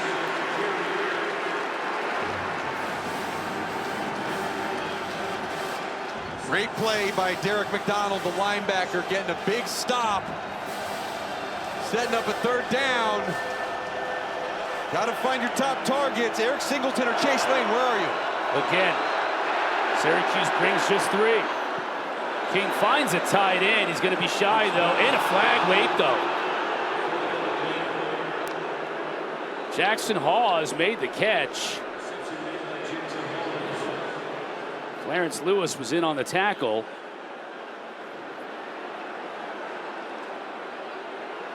As his officiating crew talks it over. We'll wait. A wait word from Mike Roach.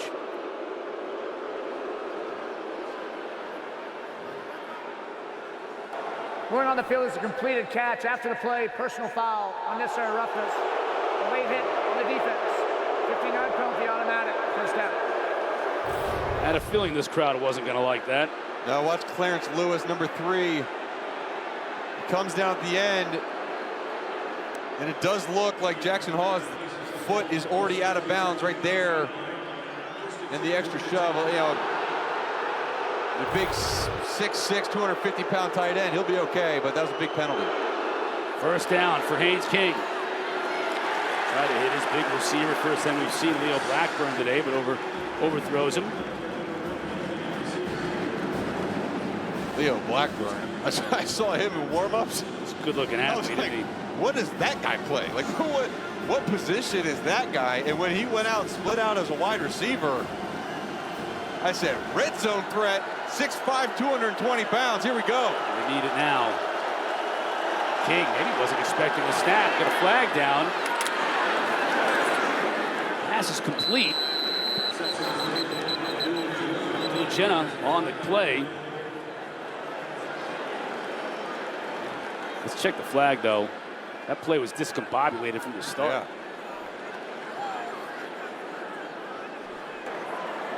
Illegal shift on the offense. Both plays began to move and were not fully set. It's a 5-yard penalty. Second down. It's almost like the center, Weston Franklin, was the only one who was ready to snap that ball. Yeah, look, Haynes King's not even looking. Good reaction by Haynes King. And to complete the pass afterward. Timing wasn't thrown off. 5-yard flag, though. Second down and 15. We get another flag. Tech's going the wrong direction here.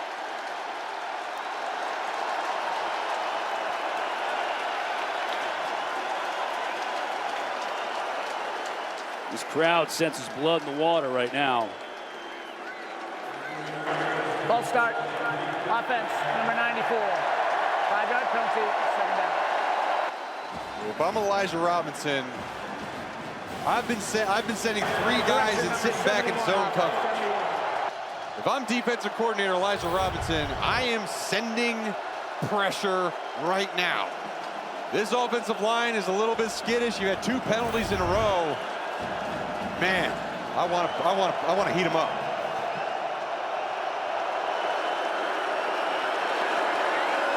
Brings just 3. King. That is a nice pass and catch.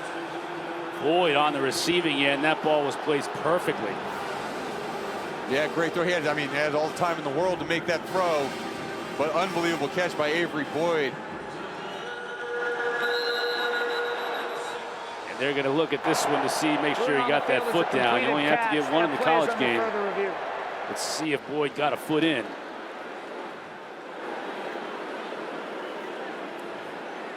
We'll take a break while our replay official, John Bush, takes a look at it. We'll let you know what he finds when we come back.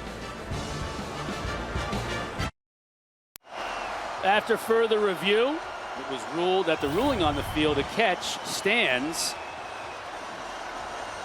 And this right here is where Boyd, that foot counts. That's the one that was in the field of play when he made the catch. Take a look at it. That left foot there, still on the field when he makes the catch. The ruling was it was on the green. Yeah, and even though that was a catch, we still have huge 3rd down and 6 that Haynes King needs to pick up. Biggest play of the game so far for this Georgia Tech offense.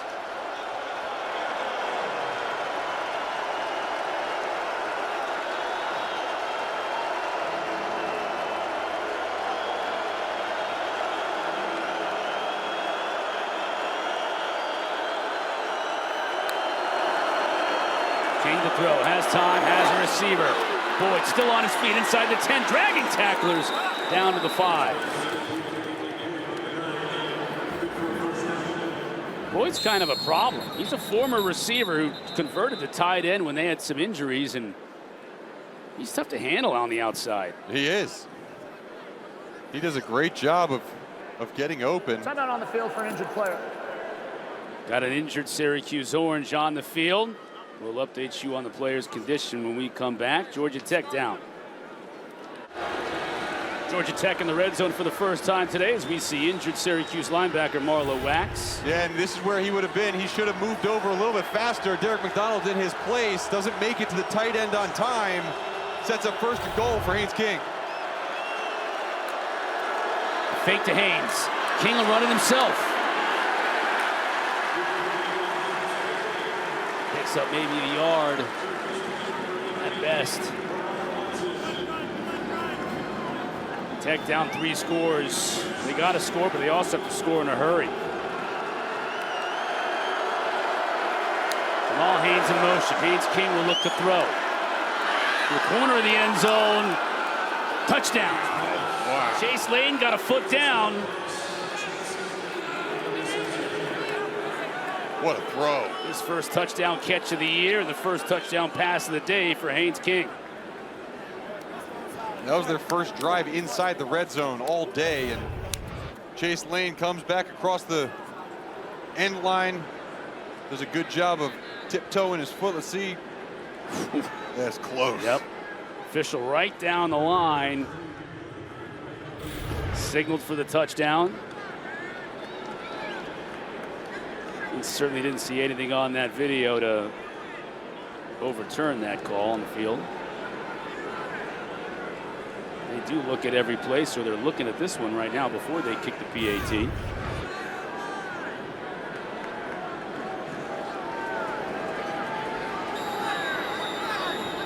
It's almost like Dwight Clark's catch. 49ers back in the day. Burr with the PAT, and he hits it, so Tech now down 10. What are you doing here? You onside kicking? Georgia Tech has all 3 timeouts, so I'm going to kick the ball deep. Okay. We know we have to obviously get 2 scores, get 2 opportunities with the football, so regardless of what we do, we are going to have to stop the team at 3 and out, or at least after 2 series. So with 5 minutes left, if you can get a team to go 3 and out, use 3 of your timeouts, get the ball back, then you drive down and you take what you can get, right? If you get in field goal range on 4th down, you don't go for it on 4th and 3, you kick the field goal. And then you know, okay, we got to get an onside kick and put it in the end zone. First thing for Brent Key and company is stopping Syracuse, something they haven't been able to do all day. 479 yards of total offense for the Orange coming into this drive.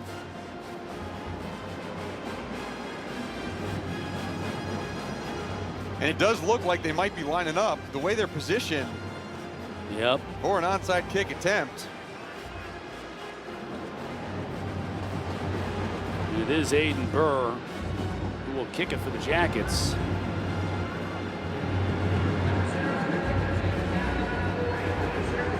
Syracuse got a lot of guys over here. The way the ball is set up, they're obviously going to be kicking it over to the far hash.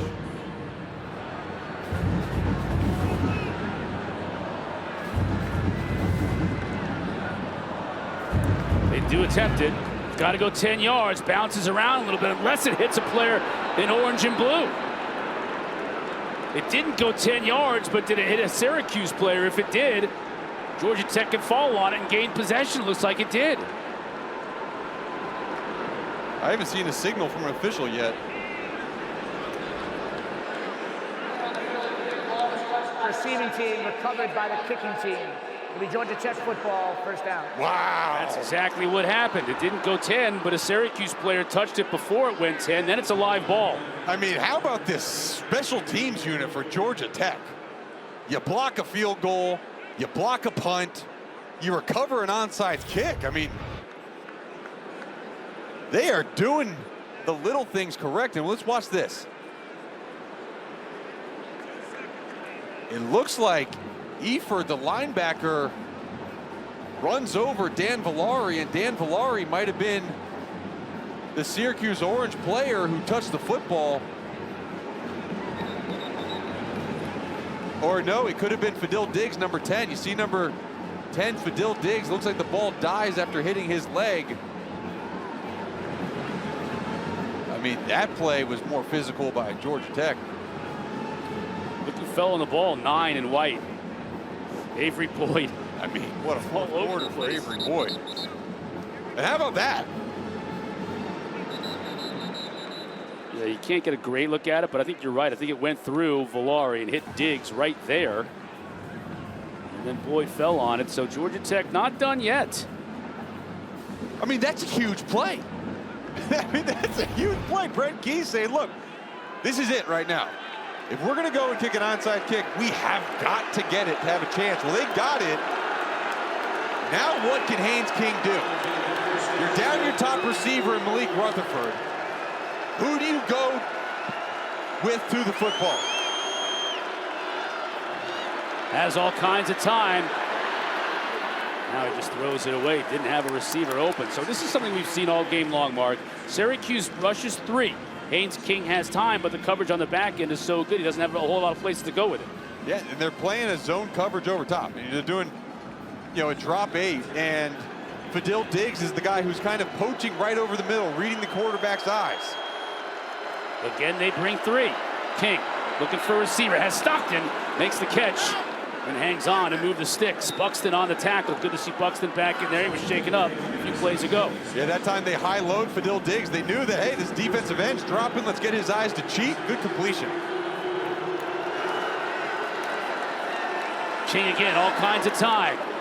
It's Jamal Haynes out of the backfield. He picks up a first down. Well, that's what they're doing. They're saying, look, we have a guy who's not doing what he's best at. Fadil Diggs is best at rushing the passer. If he's going to be dropping over the middle, Haynes King is just going to manipulate him with the running back and the guy in behind him.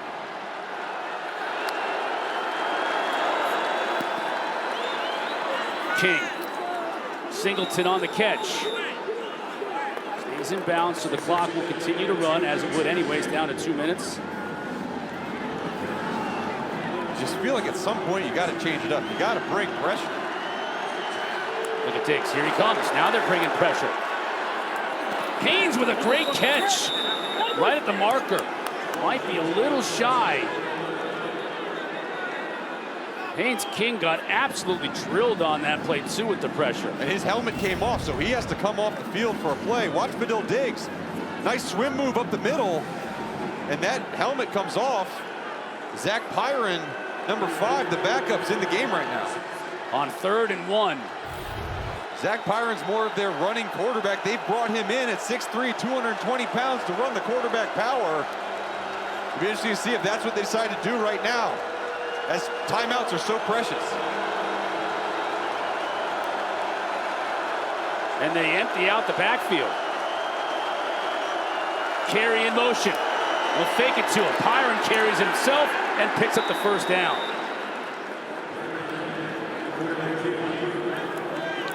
That's exactly what they do. Zach Pyron, he's been that short yardage quarterback for them, so why change it all the way up? And Georgia Tech, who could have called a timeout, potentially got Haynes King back on the field, needed to save those timeouts as they need to get the ball back again.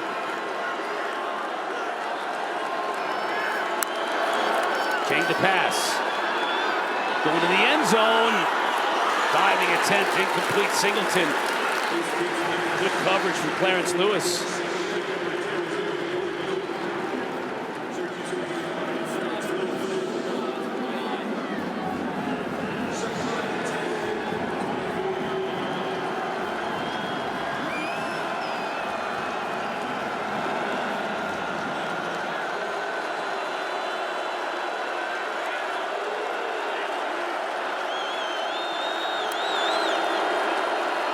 King's going to run it. Has blockers in front of him. Down to the 15. He's also going to be a little bit shy, so it'll be 3rd and 1.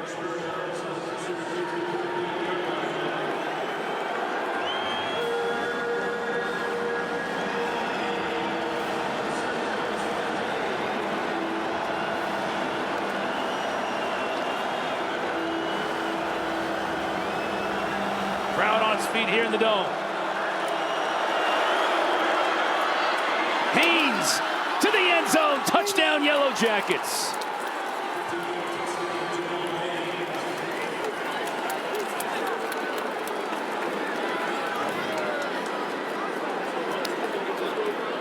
They've been talking with Jamal Haynes all week about keeping the ball up inside. Watch Jamal Haynes come right off the down blocks of the 2 big tight ends. He thinks about bouncing it, but no, he keeps it up in the middle for a huge gain, giving his team a chance in this football game.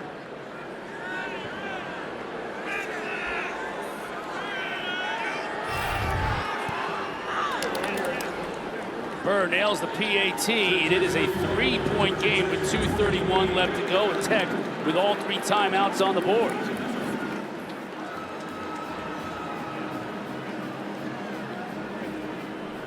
Women's sports take over Sunday afternoons on the ACC Network. Tomorrow at noon Eastern, field hockey, Ohio State at Syracuse. The Orange ranked 10th in the country. That game is played at Coyne Field. It's just a couple of miles down the road, followed by soccer, Marquette at number 9, Notre Dame. Find those games in every live event with Where to Watch, only on the ESPN app and ESPN.com. Man. The onside kick it here, though. You got 3 timeouts, but I think you have to, don't you? I feel like you don't. You got the 2-minute timeout. 0, the receiving plus team your 3 timeouts. 91.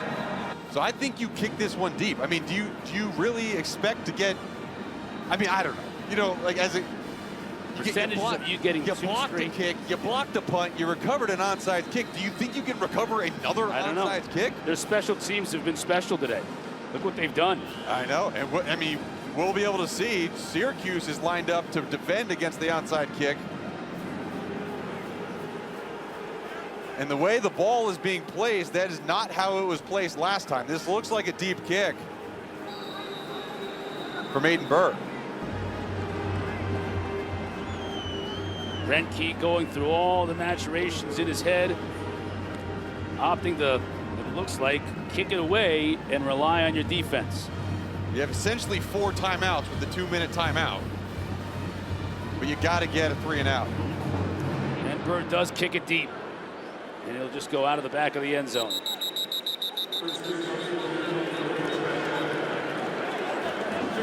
Things were looking great for Syracuse early on in this quarter, Mark, to start the 4th quarter.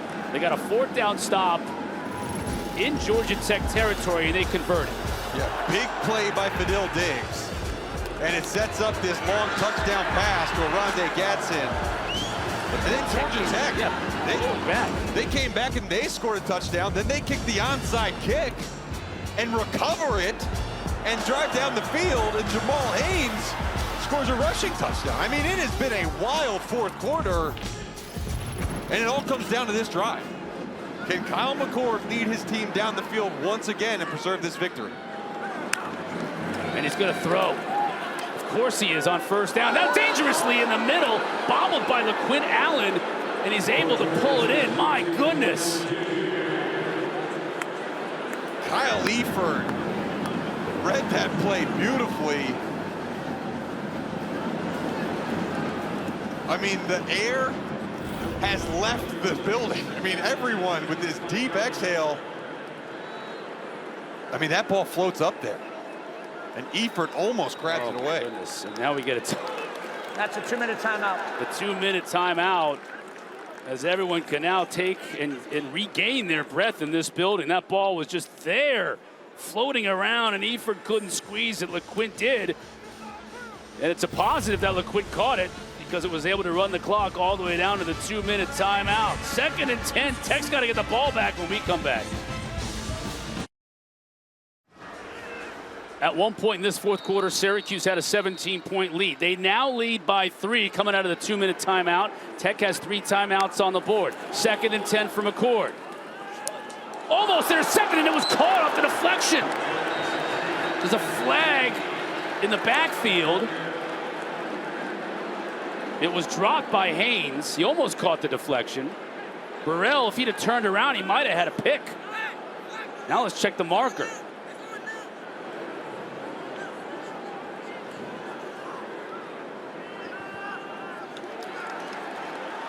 Personal foul against Syracuse. That'll move him back. Personal foul, illegal chop block, offense, number 1 and number 74. That penalty's declined. Defense will take the result of the play, 3rd down.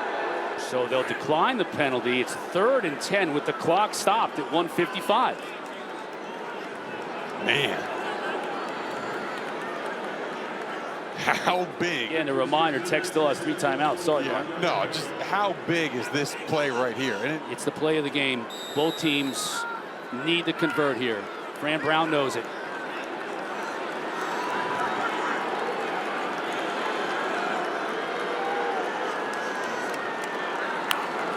McCord to throw. Tech has pressure. Gadsden makes the catch, of course. McCord knows he's going to go to his big tight end. The coverage from Omar Daniels wasn't bad. Gadsden's just too big and physical. Omar Daniels got both hands on the chest plate of Arondé Gadsden, and Arondé Gadsden just throws him off and separates. What a play by Arondé Gadsden.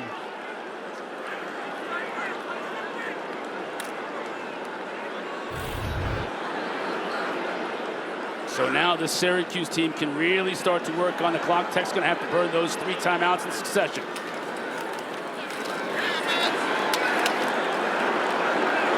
Allen, look at the pile being pushed. He gets forward. Tech's going to have to use that first timeout. Let's not forget, Georgia Tech takes its first time out of the half. Georgia Tech was in a very similar situation last year at Miami.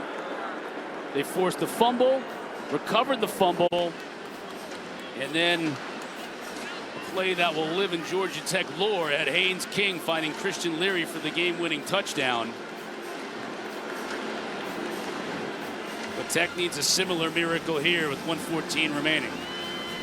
And the difference is that Miami could have just taken a knee and run the clock out. Syracuse has to run plays here because with Georgia Tech preserving those timeouts, and really the clock management from Brett Key has been really good.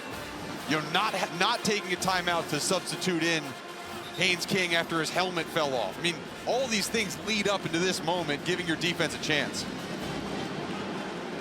You see Georgia Tech's schedule is brutal from here on out. And for Syracuse, not that they have an easy road, but certainly you could look at their schedule and think if they can hold on here and win today, 5-0 before a trip at NC State. Certainly plays itself out that way. Allen trying to bounce it outside, still on his feet. He'll pick up the first down and more. Now he'll just slide down, and that should do it.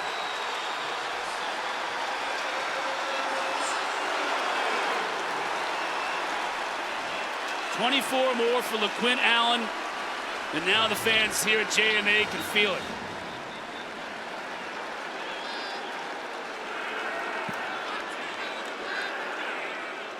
Thomas Gore shaken up on the play. Big D tackle for the Yellow Jackets. Transfer in from Miami.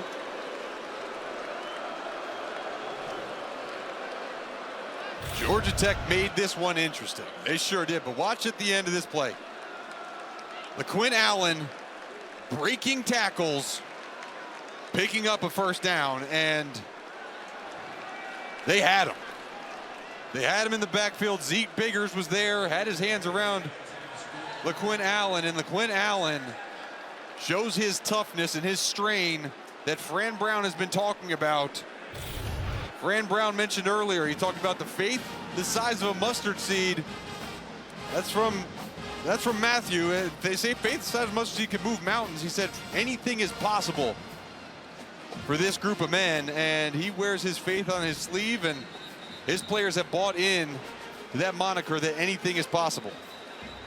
And the new look orange go over 500 yards of total offense for the first time in a league game since they did it against Virginia Tech back in 2021. It is a new day here in Syracuse in many ways.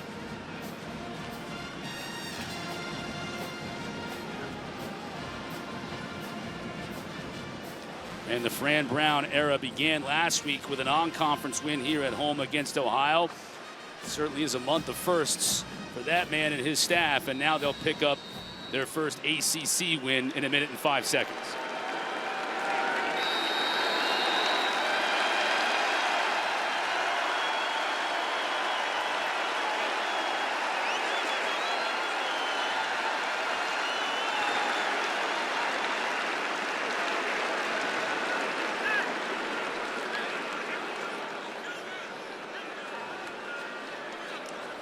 Fran Brown wears his emotions on his sleeve, and he never stops coaching, Mark.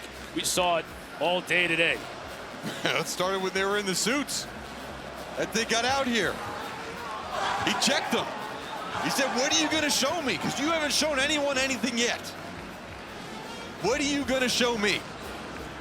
He was coaching. He was talking to Ghost. He was he was out there on the field. And what he told his players, look, when we win, we can celebrate. We can get excited. But while the game is playing, you need to lock in and you need to focus. Fran Brown has been the epitome of that through this game.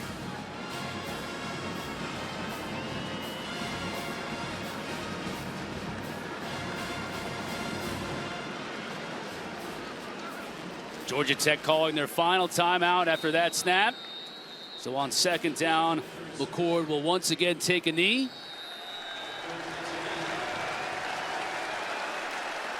A career day for the transfer from Ohio State. 32 of 46, 381 yards through the air, 4 touchdowns and 0 picks. He has over 700 yards passing in 2 games, 8 touchdowns against just 1 interception. And this was against a ranked Georgia Tech team. And for Brent Key and the Yellow Jackets, they'll entertain VMI on the 14th before getting back into league play at Louisville on the 21st.